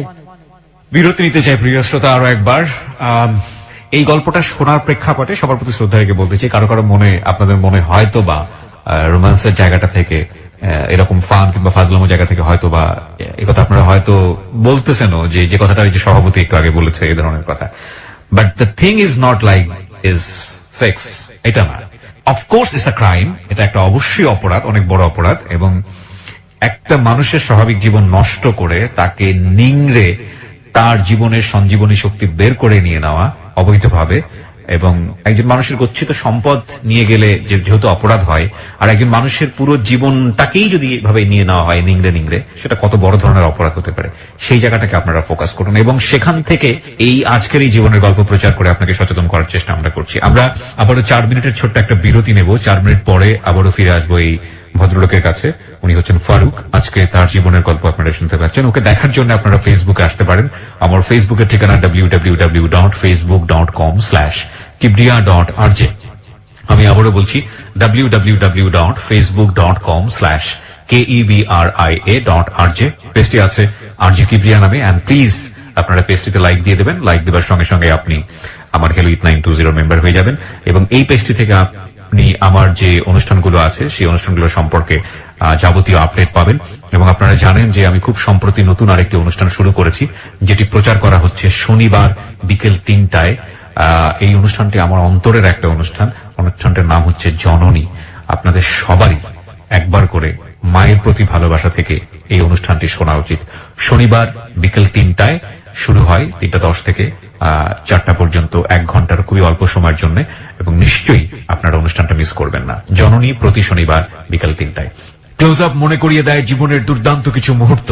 এসব মুহূর্তের দেখা পেতে পেরোতে হয় হাজারো বাধা বিপত্তি। বাধা অতিক্রম করতে গেলে অনেক সময় আসে ব্যর্থতা। চেষ্টা, সাহস, আত্মবিশ্বাস এবং ইচ্ছা শক্তির মাধ্যমেই আমরা জয় করতে পারি সব বাধা, অর্জন করতে পারি জীবনের কিছু দুর্দান্ত মুহূর্ত। ক্লোজ আপ দুর্দান্ত ফ্রেশনেস বানায় দুর্দান্ত মুহূর্ত। ফিরবো ঠিক 4 মিনিট পর। Close Up presents Hello 8920. Close Up. The closer, the better. প্রিয় শ্রোতা, আমরা আবারও স্বাগত জানাচ্ছি আপনাকে ক্লোজ আপ প্রেজেন্স হেলো 8920 তে। ফারুক রয়েছে আজকে জীবনের গল্প বলার জন্য। ক্লোজ আপ মনে করিয়ে দেয় জীবনের দুর্দান্ত কিছু মুহূর্ত। এসব মুহূর্তের দেখা পেতে পেরোতে হয় হাজারো বাধা বিপত্তি। বাধা অতিক্রম করতে গেলে অনেক সময় আসে ব্যর্থতা। চেষ্টা, সাহস, আত্মবিশ্বাস এবং ইচ্ছা শক্তির মাধ্যমেই আমরা জয় করতে পারি সব বাধা, অর্জন করতে পারি জীবনের কিছু দুর্দান্ত মুহূর্ত। ক্লোজ আপ দুর্দান্ত ফ্রেশনেস বানায় দুর্দান্ত মুহূর্ত। ফারুকের কাছে যাবার আগে আপনাদেরকে বলতে চাই, আপনারা নিশ্চয়ই জানেন জীবনের গল্প 2 বইটি বাজারে পাওয়া যাচ্ছে, এবং আপনি যদি বইটি সংগ্রহ করতে চান তাহলে ফোন করবেন 16297 এই নম্বরে। আমি আবারও বলছি 16297 এই নম্বরে। বইটি আপনি রকমারি.com থেকে কালেক্ট করতে পারবেন মাত্র 150 টাকায়। হ্যাঁ, আমরা ফারুক কথা না বাড়িয়ে আবারও আপনার কাছে ফিরছি। তারপর সভাপতি করলে আমি রাজি না, শুনছিলাম প্রতিদিন আমার 1,500 টাকা নষ্ট হইতেছে। আমি কোন রকম আমি লাগালাগ মিথ্যা কথা শুরু করলাম যে না, আমি এই সময়ের মধ্যে নাই, কান ধরলাম, আপনারা যত দিকে আমার ধান্দা ঠ্যাং পিঠে ভেঙে গেলাই দিন, আর লোক ফিট করে যেতে আমার অনেক পাইতাম আটকে পুলিশে দিয়ে দেবে, আমি হোটেল বাদ দিয়ে দিলাম। ওনা করলো পরে দিলাম আমি, আমার প্রতিদিন 1,500 টাকা আমি নষ্ট করতে রাজি না। পরে এক পর্যায়ে ওই ম্যাডামে যে প্রথমে যে ম্যাডাম নিল, উনি মনে হয় বাইরে চলে গেল। উনি তো এনজিওর লোক জড়িত, দেশের বাইরে চলে গেল।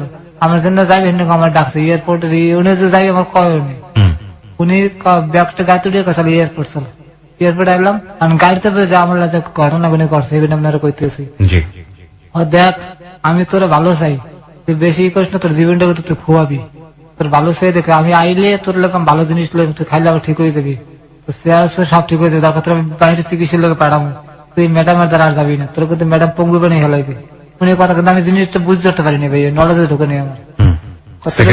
হ্যাঁ, তোর আমি কিছু টাকা দিয়ে যেতেছে, তুই 1 মাস ফুল ঘরের মধ্যে খাবি আর ঘুমাবি, কোথাও যাবি না। উনি আমার 20,000 টাকা দিয়ে গেল। আমি জানি হুনি তোর তোর পিছনে কিন্তু আমার লোক লাগাই না থাকবে। উনি যা করলাম সবে হা করে গেলাম।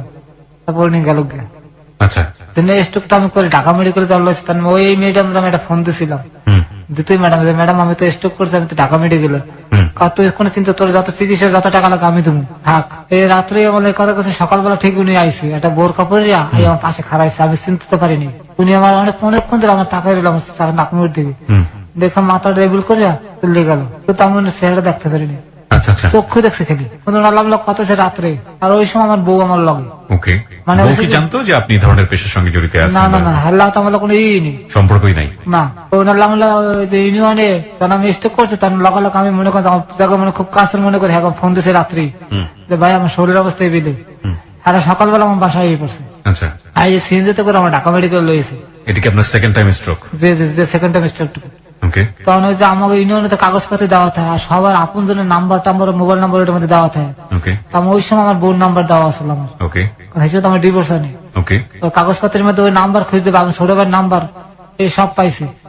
ওই সবার ফোন দিছে, বাড়িতে যখন ফোন দিছে তখন আমার মা মনে করছে আমার কাছে অনেক টাকা আছে, আর এটা আমি জিরো, কিছু নেই আমার লাগে।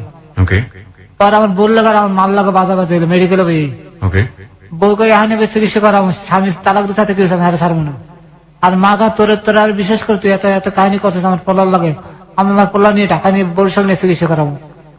লাগলো দুজনের ভিতরে, ডাক্তারে আমার নাম কেটে দিল যে আপনাকে ঝগড়া লাগে আশেপাশে রোগীর অসুবিধা হয়েছে আছে, আপনি রোগী লয়ে যান। পরে আমার বরিশাল লয়ে গেল, নিয়ে আমার মনে করেন যে এই বরিশালে যাওয়ার পর মনে করেন শুরু হলো অত্যাচার। ওকে, আবার সে অত্যাচার। মায় বাপে কইতেছে যারা মসজিদের সামনে হালাইতো, হালার ফলে অনেক অন্যায় করছে জীবনে, মানুষের নামাজ পড়ে যাইবে আর দোয়া করবে, এই পাপের ফসল। প্যারালাইসিস মানুষের ভালো মানুষের অনেক, এগুলো প্রায় জায়গায় হারা গেছে পাপিষ্ট।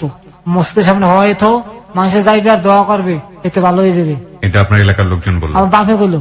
আপনার বাপে বললো এটা? হ্যাঁ। পরে মাই রাজি হইলো, পরে একটা তেরফল মসজিদের ঠিক দরজাটার সামনে হলো, রোদের মধ্যে শুয়ে তার আমির মধ্যে হইয়ে থাকতাম।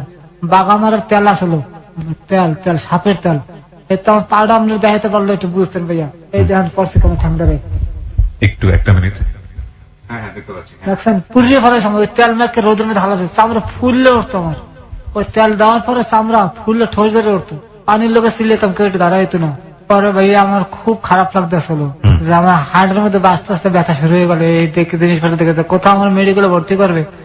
আমার বউরের আমি খারাপ করে ভালো করে করছে জানেন, আমার ইউনিয়ন থেকে টাকা উড়েছে।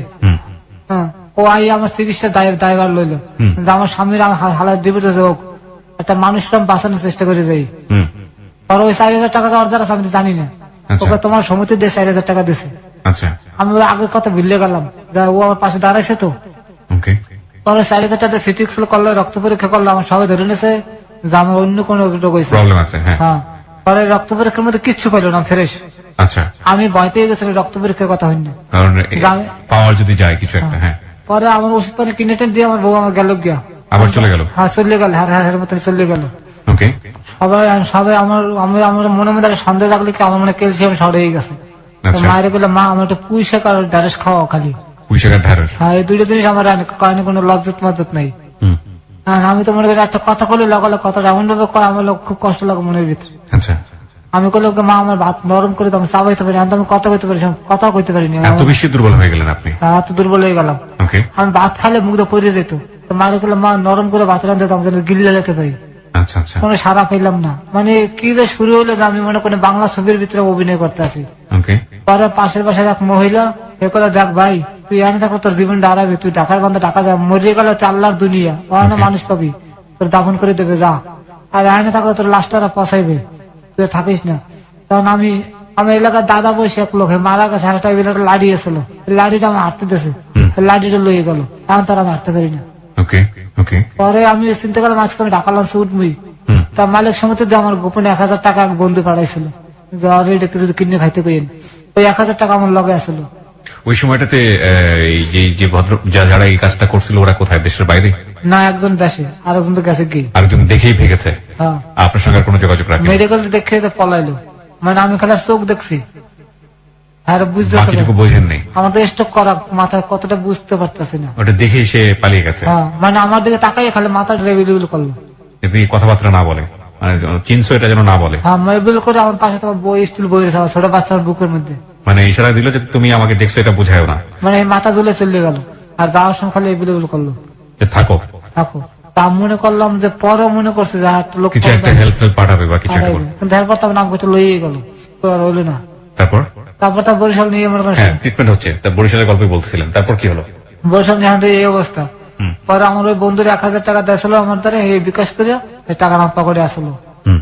আমার পাশের সামনে কদু গাছের যাহা বুঝেন যে কদু গাছের জাংলা বলে এটাকে? হ্যাঁ, একটা বাঁশ খুললিয়া, তারপর আমি মনে করছি আমার একটা বাঁশ খুলে দেন তো ভাই, একজন একটা বাঁশ খুলে দিচ্ছে, আমি বাঁশ লইয়া ব্যাগ কান্দে ঝুলইয়া ওই বাঁশের উপর ভর দিয়ে হাঁটতে? ভর দিয়ে আমি লঞ্চ হয়েছি। লঞ্চে আসছেন? হ্যাঁ, আসে লঞ্চে উঠছি অনেক কষ্ট করে, আপরে লঞ্চে উঠছি। পরে লঞ্চে উঠলাম, লঞ্চে টাকা এলাম, টাকা স্ট্যান্ড আবার আছে, জানি গাড়ি ছিল ওরা দেখে তো অবাক যে তুই এই কেমনে এলি, ওখানে থাকার পরে সেরাজিম নামে একটা আছে, বেসরকারি একটা আছে থেরাপি, ওই জায়গায় কিছুদিন আমি দিলাম, দেওয়ার পর মানে আমার পাওয়াটা মোটামুটি ছাড়ছে, এই ডান পাটা ডান একটা ছাড়ছে। ওকে, এখানে একটু কথা বলে নি প্রিয় শ্রোতা, ওকে গল্প বলতে বলতে মাঝে মাঝে থেমে যেতে হচ্ছে এবং যে কারণে আমাকে একটু বেশি বেশি ইন্টারাপ্ট করতে হচ্ছে, কারণ ও অনবরত কাঁদছে, ওর চোখ দিয়ে যে পানিটা পড়ছে সেই পানিটার আপনারা দেখতে পাচ্ছেন না, হয়তো ভিডিও যারা দেখেছেন তারা কিছুটা আজ করতে পারছেন, সেটা আমাকে সামনাসামনি বসে দেখতে হচ্ছে। জীবন সায়ান্নে একটা মানুষ যখন পৌঁছে যায় শারীরিক ভাবে, তখন আসলে কতটা ভয়াবহ অবস্থা হতে পারে সেটা না দেখলে আসলে বুঝবেন না। এবং ওর কাদার ফুপিয়ে ফুপিয়ে কাদার শক্তি ওর শরীরে নাই, সত্যিকার অর্থেই নাই। ও এতটাই বেশি মেডিসিনের ইফেক্টে আক্রান্ত, চোখে না দেখলে আপনারা বুঝতে পারবেন না, ভিডিওটা দেখলে আপনারা বুঝতে পারবেন। যদি ভিডিওটা দেখতেছেন চলে আসুন আমাদের ফেসবুকের ঠিকানা www.facebook.com/kibria.rj, আরো একবার বলছি www.facebook.com/kebria.rj, পেজটি আছে RJ কিবরিয়া নামে, ওখানে লাইক দিয়ে দিলেই আপনারা মেম্বার হয়ে যাবেন এবং এই ভিডিওটি আপনারা দেখতে পাবেন। আসলেন লঞ্চে, তারপরে স্টে নেওয়ার পরে সবাই মিলে দিলে উদ্যোগ নিলে আমার চিকিৎসা করবে, কারণ আমার লাগার কেউ আর মেডিকেলে যায়নি, সবাই কাছে মেডিকেল যে আমরা আছি। আমি বাসলেই ভর দিতে দিতে এমার্জেন্সিতে গেছি, এমার্জেন্সিতে প্রতিবন্ধী একটা কোঠা আছে খালি, ওরা ফির চিকিৎসা দেয় মেডিকেলে, এটা প্রধানমন্ত্রী বলে করিয়ে দিয়েছে। তা আমার দেখে আর প্রতিবন্ধী মনে করছে, আমি বললাম না আমি প্রতিবন্ধী না, ভালো মানুষ, আমি প্রতিবন্ধীতে যাবো কথাটা কনে ভুল করে ফেলাইছি। ওহো, করলো না ভর্তি, মানে সবাই এটা প্রতিবন্ধী, এটা প্রতিবন্ধীর খাতা দিয়ে দেয়, আমি চাই প্রতিবন্ধী মানে এটা পাগলের লোক আমার থাকতে হইবে। আচ্ছা আচ্ছা, আমি করলাম না পাগল, না পাগল, প্রতিবন্ধী না, ভালো মানুষ, আমার প্রতিবন্ধীর মধ্যে দেবেন কা, কিন্তু এই কথা না করলে আমার চিকিৎসাটা হইতো, সব চিকিৎসা ফিরে পেতাম আমার। তারপরে আমার একজন থাপুরতে বলা বলো তোর তো কপাল পুললে, তোর তো সব চিকিৎসা ফিরিয়ে আসলো, এটা মাননীয় প্রধানমন্ত্রীর তহবিল, সব ফিরে পেতে। বুঝতে পারিনি ভাই প্রতিবন্ধীর কথা কইয়া, পরে আমার নিল না, আমার মেডিসিন বাড়ি লিখে দিলে বাড়ি দেখাইছি, আবার স্টেনে এলাম, স্টেনে আইয়া আমার ওই যে বউ ওই ইউনিয়নের সেক্রেটারি করে কেমনে কেমনে মনে করেন যে ই করে লইছে, আমার আর থাকতে দেবে না, আমার মারিয়ে বার করে দিল। এই যে ম্যাডাম ঘটনায় আমার ওই মোবাইলে মানে ফোন দিয়েছে, মনে করেন যে মানে কিছুটা ও হনছে, আর মোবাইল তো আমার বউর দ্বারা থাকতো, আমাদের মোবাইল নাই আর। এই আবার করলো যে এতে মানে এবিল নষ্ট হয়ে গেছে, পরে সবাই মিলে করে চান্দৌড়ে আমরা আর তুমি মোস মারো, আমার মারিয়ে বার করে দিল আমার স্ট্যান্ড দিয়ে। পরে সেগুন গেছে যে ডিসির ব্যবসা করে সৌরভ ভাই, হায়দ্রাবাদে দিয়ে উঠলাম যে ভাই আমার তো যাওয়ার কোনো জায়গা নেই, কই যাবো, পরে ঠিক আছে তুই এনে থাক। আর আমি মনে করেন সবাই চান্দা মান্দা উঠে দুপুর বেলা সবাই ভাতা হেঁদে 1 মিনিট 1 মিনিট করে ভাত আমার লোকের রেখে দিত। এই আবার ওই যে ওই বিল্ডিং এর যে কেশিয়ার কফলুদ্দিন সাহেব, এই দেখছে, দেখে করলে ছেলের তো আমার চাকরি করতে, যে পাকিস্তানে চাকরি করতে এই 70 ভাই হলো পরিচয়। পরে করলে কি সমস্যা সবাই জানলে, আমি লোকের দক্ষিণে সভাপতি বাজিত ভাই হেও দেখছে, আর মিললে দিলে আমার ওষুধ মোটামুটি ওষুধ কিনে দিতে আছে। আর ওই যে কফলুদ্দিন সাহেব তিনি বলে আমার বাদ দিতেছে ফ্রি, কোনো ভাত খাওয়াইতেছে খালি, আর মাঝে মাঝে ওষুধ পানি কিনে টিনে দিতে আছে। মোটামুটি ভাই আমি অনেক ভালোই আসছিলাম, ভাই কিন্তু শেষ সময় আমার লোকের যে বন্ধু বান্ধব আরো আমার লোক বিপ্লব মিলে করলো, স্যার স্টোকের রোগে বেশি দিন বাঁচে না, ও মরে গেলে থালা পুলিশ করা লাগবে, এই লাস্ট লোক আমাকে জামাটা করা লাগবে, বাড়ি করে দেন কিছু টাকা পয়সা দিয়া, এতে ভাই আমি অনেক ভালো থাকতে পারতাম, আমি থেরাপিও দিতে পারতাম, আমি দুঃখ খাই আমার শরীরে ভালো থাকতাম, খাইয়ে খুব ভালোই আসছিলাম। কেমনে কেমন স্যারের বুঝাইছে, তারপর কিছু টাকা পয়সা উঠে আমার বিদায় করে দিল, মানে দলপুর একটা গল্লা হয়ে দিল, 1500 টাকা মাস হোটেল দেখাই দিল, খাইলাম, 2 মাসের মধ্যে 10,000 টাকা শেষ, 10,000 টাকা সবাই মিলে দিল, উড়ে দিয়েছিল, আর বাইজিৎ ভাই দিয়েছিল 2,000 টাকা। পরে এই তো মনে করেন শেষ, তারপর মনে করি 4,000 টাকার মতন 7,000 টাকার মতন বাকি বুকে জমছে ঘুরতে, পলাই বেরিয়ে পড়লো, তারপর রাস্তা রাস্তা ঘুরতে আসি। হঠাৎ করে মনে করে যে সিলেট মাঝে যায় একটু দোয়া লইয়ে, যাওয়ার সময় গাড়িতে গেছি, আমার সময় তো তার গাড়িতে উঠে না, জিদ করে ভাই আমি হাঁটতে হাঁটতে ঢাকায় করছি। সিলেট থেকে আপনি হাঁটতে হাঁটতে ঢাকায় আসছেন? 11 দিন লাগছে আমার, 11 দিন। গাড়িতে নেয় না কেউ আপনাকে? কেউ নাই না ভাই, গাড়িতে উঠতেই তো পারিনি, যাও না ভাই আমাদের টাকা নেই, তোমার যে হেল্পার গেটের সামনে তার একটা সিট নেই, তুমি কামনে যাবো বইয়ে বয় নেন, সম্ভব না। আমি 11 দিন বই আমি ঢাকা যাইতে তো আমার হাড়ের অবস্থা খারাপ। The ugliest truth of society. এবং যারা আজকের এই অনুষ্ঠানটা শুনছেন তারা হয়তো শুধু ওকে দোষী দিবেন, দোষী দেওয়াটাই স্বাভাবিক, কারণ ওই লোভটা না করলে বা ওর কি বা করার ছিল, তো ট্র্যাপে পড়েছে এখানে, লোভ না করে কিভাবেই বের হয়ে আসতে পারতো। তবে এটা ঠিক যে ওর লোভ হয়েছিল মাঝখানে, কারণ ওর টাকা পয়সার কথা বারবার আসছিল, ওর জায়গাটা থেকে লোভটা করাটাও কি স্বাভাবিক না? এটাও একটা বড় প্রশ্ন। কিন্তু একজন রোগী, একজন রোগাক্রান্ত মানুষ, একজন দুস্থ মানুষ যার শরীর দেখে বোঝা যায় যে শরীরে রোগ বাসা বেঁধেছে, এই মানুষটা কি বাসের মধ্যে ছোট্ট একটা জায়গা পেত না? একটা ওই যে টানেল যেটা থাকে মাঝখানে হেঁটে গিয়ে দুপাশে বসতে হয়, টানেলের কোন একটা জায়গায় তাকে কি বসিয়ে নেওয়া যেত না? করেন না দুটো কারণে। একটা হচ্ছে বাসের সিটে যারা বসে থাকেন তারা স্বস্তি বোধ করেন না, তাদের আসলে অনেক আরামের প্রয়োজন, এবং তারা আরামে বসে থাকতে গিয়ে এই ধরনের মানুষজন দেখে যদি বিরক্ত হয়, কারণ তারা মনে করে এরা হিরোইন খায়, এদের জীবনটা এরা নিজেরা নষ্ট করছে, সুতরাং এদের শাস্তি হিসেবে আমাদের এদের সাথে খারাপ ব্যবহার করা উচিত।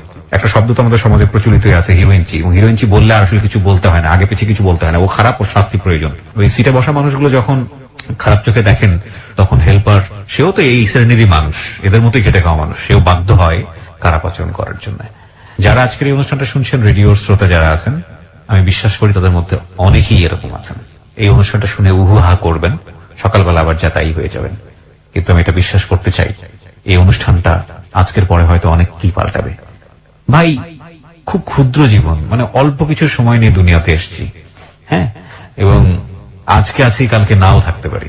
আপনি এখন শুনছেন, হয়তো কালকের রাতে হয়তো আপনার সুযোগ নাও হতে পারে। অনেক মানুষ মারা যাবে আজকের রাতে, হয়তো কালকের মধ্যে আপনিও তাদের পথে হয়তো বা চলে যেতে পারেন।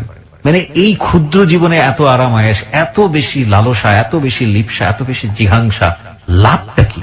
চলেই তো যেতে হবে। তাহলে কিছুদিন অন্তত মিলেমিশে এইরকম দুস্থ মানুষ যারা, এদের পাশে একটু দাঁড়ান না, দেখেন না, মানে মানব জীবনে শান্তিটা আসলে কোন জায়গাটা একটু খুঁজে দেখেন না প্লিজ। মানে সুযোগ দিন। আপনি যে জায়গায় বসে আছেন বা যেভাবে লাইফ লিড করছেন, কালকে সেটা আপনার নাও থাকতে পারে, এটুকু তো বিলিভ করেন। হ্যাঁ, আচ্ছা, তো আপনি 11 দিন হেঁটে হেঁটে আপনি সিলেট থেকে আপনি ঢাকা আসলেন, এইরকম একটা মানুষ। স্যান্ডেলটা আমার সামনে দেখছেন না, ওই একটা স্যান্ডেল পা তারা ফুটে হয়ে গেছে, পরে কিনে লেছে গাউ ছিঁড়ে দিয়ে 100 টাকা দিয়ে। খাওয়ানোর কোনো চিন্তা করা লাগবে না। সিলেটের মানুষ আল্লাহ অনেক ভালো মানুষ, ওরা রাস্তার মধ্যে বইয়ে রয়েছি, এই জিজ্ঞাসা কি বাবা তোমার এবিল লাগতেছে কা, মাথা না কা যদি লাগছে, এসে মাথা ধুলাতাম, কথা কইতাম, বরিশালের ভাষা কথা, মনে ডাকাত ঢুকে মনে করে মাইন মেরে দেবে, এরকম কব্বার বান ধরলাম, কথা কইতাম না, খাওয়ানোর কথা করলাম, মাথা ধুলাতাম। প্রতিটা বাড়িতে নিয়ে ভাত খাওয়াইতে হবে, বিশ্বাস করেন ভাইয়া, ওরা মনে করেন নিজে আপন লোকের মতন আমার দেখছে। প্রতিটা বাড়িতে যাও, 10 টাকা 20 টাকা দিয়ে দিতে, তুমি যাও, আর খালি আল্লাহ দ্বারা ফরিয়াদ করতাম, আল্লাহ আমি তো কইতে পারি না, তুমি আমার মানুষ দেখাই দাও। মাদ্রাসার পোলাপানরা আমার খাওয়ান কিনে দিয়ে গেছে। আল্লাহর বিশেষ একটা রহমত আমি সিলেট পর্যন্ত পাইছি। যখন ঢাকা শহরে ঢুকলাম, যার দ্বারা আত্মাতে কয় কোনটা খাও, বাবা খাও না হিরোইন খাও।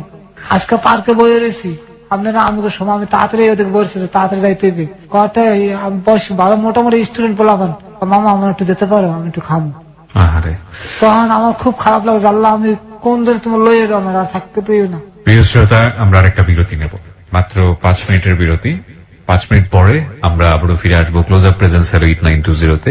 আজকে ফারুক দুস্থ একজন মানুষ, সে এসছে আমাদের হ্যালো 8920-তে, আমাদের হ্যালো 8920 পরিবারের কাছে তার জীবনের গল্পটা বলার জন্য, আর 10 জন মানুষকে সচেতন করবার জন্য যে আপনিও যে কোনো সময় ভিকটিম হয়ে যেতে পারেন, সচেতন থাকুন।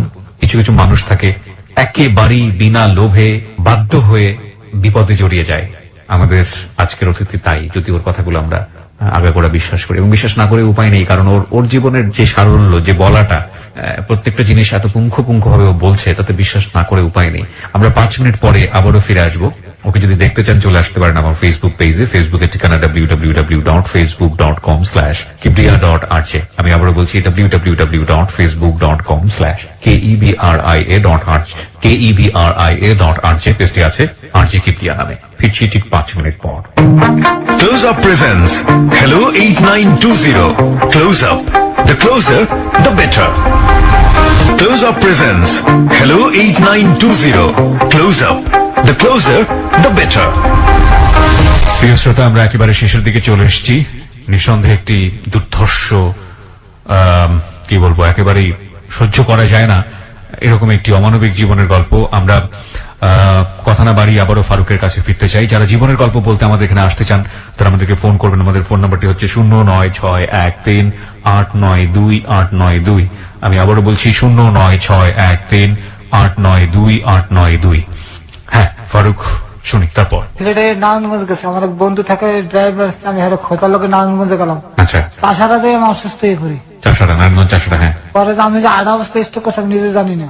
ডাক্তার একটা স্বাস্থ্য সেবা আছে নারায়ণগঞ্জে, ওনার ডাক্তারে করলেন নাম টিকিট কেটে দেখালাম, উনি কাউকে দেখে কথাবার্তা করে আপনি স্ট্রোক করছেন, আপনি এই মুহূর্তে আপনার আত্মীয়স্বজন খবর দেন। তার আগে একটা কাজ করলাম, একটা ইসিজি করে নিলেন। ইসিজি দেখে আপনি বাঁচতে আছেন, আমি তো বিশ্বাস হয় না। তখন আমি ইসিজি রেফারেটরে কাকে আপনি ঢাকা যাই যে কোনো যে মেডিকেল পাবেন সেটা যায় তাতে ভর্তি হইবেন। আমি ওই মুহূর্তে মনে করেন যে ঢাকা দিকে রওনা দিলাম। আচ্ছা আর বাড়িতে একটা ফোন দিলাম যে তোমরা যদি আমার পারো একটু আমার পাশে দাঁড়াও। কেউ আর আমার পরে ফোন দিলাম, কেউ ফোন ধরে না। পরে আমি মিটফুট হাসপাতালে আইলাম। আইয়া মনে করেন কাগজ দেখাইলাম যে আমার ইসিজি রিপোর্ট, আর লগালগ আমার ভর্তি দিয়ে দিল।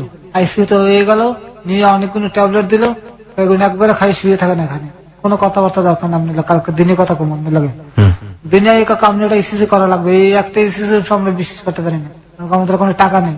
পরে অন্য ডাক্তারের কথা ঠিক আছে ভর্তি নাও, ভর্তি নিল। আমার 2 দিন পরে বড় ডাক্তার এলো। বড় ডাক্তার আছে নামে তো করে কইতে পারি না যে স্যার আমার এই সমস্যা যে মেডিকেল বার করে দেয়, হারা যে ট্রিটমেন্ট দেয় ট্রিটমেন্টে আমি চলতে আছে। আপনি এই অনুষ্ঠানের খোঁজটা পেলেন কিভাবে? আমি আপনার অনুষ্ঠানটা প্রতিবার যখন গাড়ি চালাতাম, যখন দূরে যেতাম, আমি আপনার অনুষ্ঠানটা শুনতামই সবসময় শুনছেন? সব সময়। আমি প্রথম শুনে যাই কবে জানেন, ওই যে একটা মাইয়ারে মনে করেন যে ওই যে আসলে নৌকায় বইয়া আপনার অনুষ্ঠানটা আপনার যাহা বলিব সত্য বলিব, হ্যাঁ রবিবারে যেটা প্রচার হয়। হ্যাঁ, পোলাটারা মনে করেন যে নদীর ওদিকে লইয়ে যায় আর হ্যাঁ, এবং মেয়েটাকে রেপ করেছিল। হ্যাঁ, শুরু করে আমি এটা যাহা বলিব সত্য বলিব সম্ভবত 3য় বা 4র্থ এপিসোড ছিল এবং খুবই সারা জাগানো একটা এপিসোড ছিল। জি, আমরা ঠিক জানি না এই মেয়েটি এখন কোথায় আছে, কেমন আছে। আমরা আশা করছি ভালো আছে, ভালো থাকুক সবসময়। আর যখন আমি খুব সাহস করে এসেছিল আমাদের এখানে সোসাইটিকে নিজের কথাগুলো বলার জন্য, এবং পুরান ঢাকার মেয়ে সে। তো আপনার এই সময় মনে হলো যে আপনার আমি জীবনে চিন্তা করলাম যে আমি যে কোনো সময় হার্ট স্ট্রোক করতে পারি, আমার 2 বার স্ট্রোক হয়ে গেছে। মনে হয় আমি একটু শান্তিতে ঘুমাইতে চাই, মাথা দিছে লগালগ দুনিয়ার এই কথা করে খালি মনে পড়ে কি ভুল করলাম, এই ভুল করলাম, খালি মানে প্রশ্ন জাগে। ছেলেটা কোথায় আপনার? আমার মায়ের দ্বারা আছে। কথা বলা হয় না ভাই, মনটা খালি খা খা কান্দে। কি জীবন, মনুষ্য জীবন কত দামি জীবন, সৃষ্টির সেরা জীব আমরা না, দুনিয়াতে আসলাম একদিন কোন বাবু চাই না কিনে দিছে, দেখছে আর দেয়নি। ওই ঈদের আগে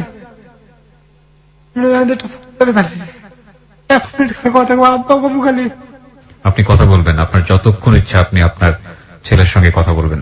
আপনি আমাদের ফোন আছে এখানে, কোনো সমস্যা নাই। আপনি ফোন করলে ফোন ধরবে? আমি না আমি আমি ফোন দিলে আমার নাম্বার থেকে কথা বলবে? আল্লাহ যদি মিলিয়ে দেবে ভাই, দিতে পারে ভাই, আশা করে দেবে, আল্লাহ মিলেবে। ঠিক আছে, আমি টেলিফোন দিয়ে দেন। TNT থেকে দিব না? হ্যাঁ, TNT দেখেন, এই নাম্বার গুলো ও মনে করে আমি দিই। TNT নাম্বারটা বোঝে না, TNT নাম্বার অনেক চালাক, পারি না। ডাক্তার আমার ডাইরেক্ট কইছে তুমি নেশা 2টা নেশা না করলে তোমার 2 লাখ বেরোনিশটা হার্ট স্ট্রোক হইতে পারে না। তুমি কি নেশা করছো আমারে কও, আমার পাশে লইয়ে গেছে, আমি কিন্তু কি শিকার করবো, আমি বাড়ি করে দেবে। পারলাম না ডাক্তার গুলো কত কইতে, একমাত্র আপনার দ্বারা আমি আইসি মনের কথা কই, আমি নিশ্চিন্ত একটু ঘুমাবো। একটা রাইতে আমি ঘুমাই না ভাই, বিশ্বাস করেন, রাতে ঘুমের মতো লাফে উঠতে বইয়ে থাকি, মন দিয়ে একটু করলে কথা কম পারি না ভাই, এই কথা করে জানাইতে পারি না ভাই, এত লজ্জার কথা। মানুষের রাত পাতলা ভাই হিরোইন থেকে লড়াই দেয় ভাই, ভাত খাই না রাত্রে, ডায়াবেটিস দেখে শুধু রুটি খেয়ে থাকি রাত্রে। এখন টাকা পয়সা আসে কোথা থেকে, পান কিভাবে? ভাই যদি কেউ মায়া হয় ভাই, বইয়ে থাকে, রাত পাতি না। যদি আল্লাহ কেউ মনে করেন যে দয়া দিয়ে পাঠাতে 200 টাকা যদি কেউ দেয়, ওই ওষুধ তো দেশে ভাই লাগাই, হাটের ওষুধ দেশে কিনে খাইতে হবে, কিন্তু এত একদিনে কিনে খাইনি, শুধু এই দিয়ে পকেটে রাই, দাম কম এই দিয়ে পকেটে রাই, যান ব্যথা এই দিয়ে খাই, আচ্ছা শুধু এই দিয়ে খাইতে। খাচ্ছিলেন এটা ব্রেকের সময়, আমি সেজন্য জিজ্ঞেস করছিলাম আপনাকে। হ্যাঁ, যখন ব্যথা, কি ওষুধ এটা? ওটা কিসের জন্য? হার্টের লোকে, হার্টের জন্য। কোসে একদিন ডাক লিখে দিয়েছে আমার যে একদিনে মিস করা যাবে না, কাগজপত্র আছে, আপনি তো দেখেন, কিন্তু খাইতে পারেন না। একদিনে কিনে আমি খাইনি, একটা ওষুধ কিনে খাইনি। আপনার তো কোনো ফোন নাম্বারও নাই যোগাযোগ? না ভাই, আমার কোনো কিছু না, মোবাইল তো লইয়ে গেছে। কি করবেন আপনি? কোথায় যেন ঘুমান? মাঝে মাঝে স্টুডিয়ামে ঘুমাই ভাই, জানি না ভাই, আটটা যখন দেশে দুর্বল লাগে তখন শুয়ে পড়েন? শুয়ে পড়ে লুঙ্গি আছে আমার দ্বারা, লুঙ্গি করতে পারেন? পার্কে যাই। কোন পার্কে? রমনা পার্কে? রমনা পার্কে যাই, গিয়ে যাই মনে করেন এই সময় একবার মনে গোসল করে রোদে খাড়াই থাকি। কোথায় ওটা? পুকুর টুকুর আছে ওখানে? রমনা পার্কে একটা পুষ্কুনি আছে। তো হয় না আপনার পানিতে, তো আপনার শরীরের অবস্থা খুবই খারাপ, যে কোনো মুহূর্তে ডুবে হয়ে যেতে পারেন না। মানে পায়ে মনে আপুর দিয়ে মনে করেন সাবান টাবান নাইকা কিছু ধরে একটা ডুব দিয়ে মনে করেন সাবান টাবান সারা আবার বুটে খাড়াই থাকি, গায়ে কাপড় চোপড় শুকিয়ে যায়। গায়ে কাপড় চোপড় শুকান? হ্যাঁ, খুলতে পারি না তো, শার্ট খুললে তার পড়তে পারবো না। মানে শার্ট খুলে পড়তে পারবেন না? মানে আপনার নখ দিয়ে তো সেই শক্তিটা পান না নাকি? এই হাত তো মনে করেন যে সোজা না, যে শার্টটা লই বাম হাত তো পুরোপুরি আপনার একদম কন্ট্রোললেস। গরম পানি যার তেল মালিশ করলে নাকি ভালো হয়, সবাই একই কথা, যে মালিশ করেন, মালিশ আমি কমনে করবো, একাই তো মনে করেন 2টা ডালা দেওয়া যায়, 3 নম্বর ডালা দিলে মনে করেন দুর্বল লাগে। বাথরুম টাথরুম টয়লেট টয়লেট করলে সবাই ডাইনেতে, বাথরুম হলে কোনো কষ্ট হয় না ভাই। আর 4 দিন 5 দিন পর একদিন বাথরুমে। খাওয়াই তো নাই পেটের মধ্যে। খাওয়ান না ভাই, ভাত কবে খাই জানি না, 20 বার ভাত খাইছে আর খাইনি। ডায়াবেটিসের ভাই ভাত খাই না, খালি রুটি খেয়ে থাকি। ডায়াবেটিস আছে? আমার 3 নম্বর স্ট্রোকটা ডায়াবেটিসের লোকে। কিছু বলতে চান আমাদের লিসনারদেরকে? হ্যাঁ বলেন। ভাই আল্লাহ আপনাকে যতটুকু ধারণ ক্ষমতা দিচ্ছে ওই ক্ষমতা অনুসারে আপনারা ভাই চলাফেরা করেন, কোন মেডিসিন দিয়ে আপনারা চলাফেরা করেন না ভাই, আমার মতন পঙ্গু হইন না ভাই। আল্লাহ আমার দিয়ে আপনাকে একটু শিক্ষা দেওয়ার সুযোগ হয়েছে ভাই, আপনারা আমার দেখেন ভাই, যতটুকু আল্লাহর ধারণ ক্ষমতা আছে অতটা দিয়ে আপনারা চলাফেরা করেন ভাই। মেডিসিনের ভিতরে কেউ যাইন না ভাই, পঙ্গু হয়ে যাবেন ভাই, আর আল্লাহর দিকে ভাই ঠিক করেন ভাই। He is really genuine man from my heart, I believe him. Believe এটা আমার একেবারে ব্যক্তিগত ব্যাপার, আপনার জায়গা থেকে আপনার মতো করে। ওকে যখন ফ্লোর দিলাম, ও জেনুইনলি আপনাদের কাছে সাহায্য চাওয়ার জন্য আসে নাই, ও শুধু বলতে এসছে সচেতন হন, আমরাও আপনাদের কাছে সাহায্য চাবো না। এবং মানে আমি টোটালি স্পিচলেস যে একটা মানুষের জীবন কিভাবে স্পয়েল করে দিতে পারে এই medicine. One medicine is enough, একটা ভুল ওষুধ এনাফ। আচ্ছা, আপনি কি আমাদের লিসনার যারা আছে তাদের কাছে কি হাত পাততে চান, তাদেরকে কিছু সাহায্যের জন্য বলতে চান? আমি না খাই শুয়ে রয়েছে ভাই, তো মনে করেন যে এই মনে করেন যে খিদা মনে করেন যে দুলি দেখছে তবে দাঁত পাতেনি। প্রিয় শ্রোতা, ও হাত পাতেনি, কিন্তু আমাদের মানবিকতার একটা জায়গা আছে। এই মানবিকতার জায়গা থেকে হয়তো অনেকেই ওকে সাহায্য করতে চাইবেন। যারা ওকে সাহায্য করতে চান, আমাদের যে হেলো 8920 বিকাশ নাম্বার আছে, যেহেতু ওর কোনো সেল নাম্বার নেই, আমি চাইলে ওর সঙ্গে সরাসরি কথা বলার জন্য একটা ব্যবস্থা করে দিতাম। সেই নাম্বারে ওর সঙ্গে আপনারা যোগাযোগ করতে পারেন। এছাড়া আমাদের অনুষ্ঠানে যে 2টো নাম্বার আছে, সেই 2টো নাম্বারে আপনারা সাহায্য পাঠাতে পারেন, যদি আপনি মনে করেন আপনার জায়গাটা থেকে ওকে কিছু হেল্প করা দরকার। আমি নাম্বার 2টো আপনাদেরকে বলে দিচ্ছি। এটা পার্সোনাল নাম্বার হেলো 8920, এটা এজেন্ট নাম্বার নয়। আপনারা যারা সাহায্য পাঠাতে চান এই 2টো নাম্বারে পাঠাতে পারেন। 01782510515। আমি আবারও বলছি 01782510515। আরো একটি নাম্বার রয়েছে 01743075722। আমি আবারও বলছি 01743075722। এই নাম্বারে চাইলে আপনারা যদি মনে করেন ওর চিকিৎসার জন্য কিংবা ওর জন্য কিছু করা উচিত, আপনাদের ব্যক্তিগত জায়গা থেকে আপনারা চাইলে এই 2টো নাম্বারে বিকাশ করে ওর জন্য সাহায্য পাঠাতে পারেন। আরেকটি বিষয় বলতে চাই প্রিয় শ্রোতা, এই 2টো নাম্বারে নাম্বার দেওয়ার পরে আপনারা কন্টিনিউয়াসলি অনেকেই এখানে ফোন করেন। এই নাম্বার 2টো সব সময় রেসপন্স করা সম্ভব হয় না, অনেক সময় বন্ধ রাখতে হয়, এতগুলো ফোনের সঙ্গে কথা বলা সম্ভব নয়। এই 2টো শুধুমাত্রই বিকাশ নাম্বারের ক্ষেত্রে ব্যবহার করা হয়। সুতরাং আপনি ফোন বন্ধ পেলে বা আরো কনফার্ম হতে চাইলে আপনি যেটা করবেন, কোনো সাহায্য পাঠালে একটা টেক্সট পাঠিয়ে রাখবেন যে আমরা টাকাটা পেয়েছি কিনা, আমরা ফিরতি টেক্সট আপনাকে জানিয়ে দেবো যে আপনার অর্থ পাওয়া গিয়েছে। সুতরাং বন্ধ থাকলে কিংবা কোনোভাবেই আপনার ফোন রেসপন্স না করলে এখানে হতাশ হওয়ার কোনো কারণ নেই। শুধু একটা কথাই বলতে চাই শেষে এসে, মনুষ্য জীবন খুবই স্বল্প সময়ের জীবন, খুবই অল্প সময়ের জন্য আমরা দুনিয়াতে এসেছি। সবাই মিলে আমরা ভালো থাকতে চাই, একই সমাজে বসবাস করি। একজন মানুষ দুস্থ থাকলে তার দিকে যদি হাত বাড়িয়ে দিতে না পারি, কেমন মানুষ আমরা, কোন বিবেক নিয়ে আমরা বসবাস করি? ভালো থাকবেন সবাই।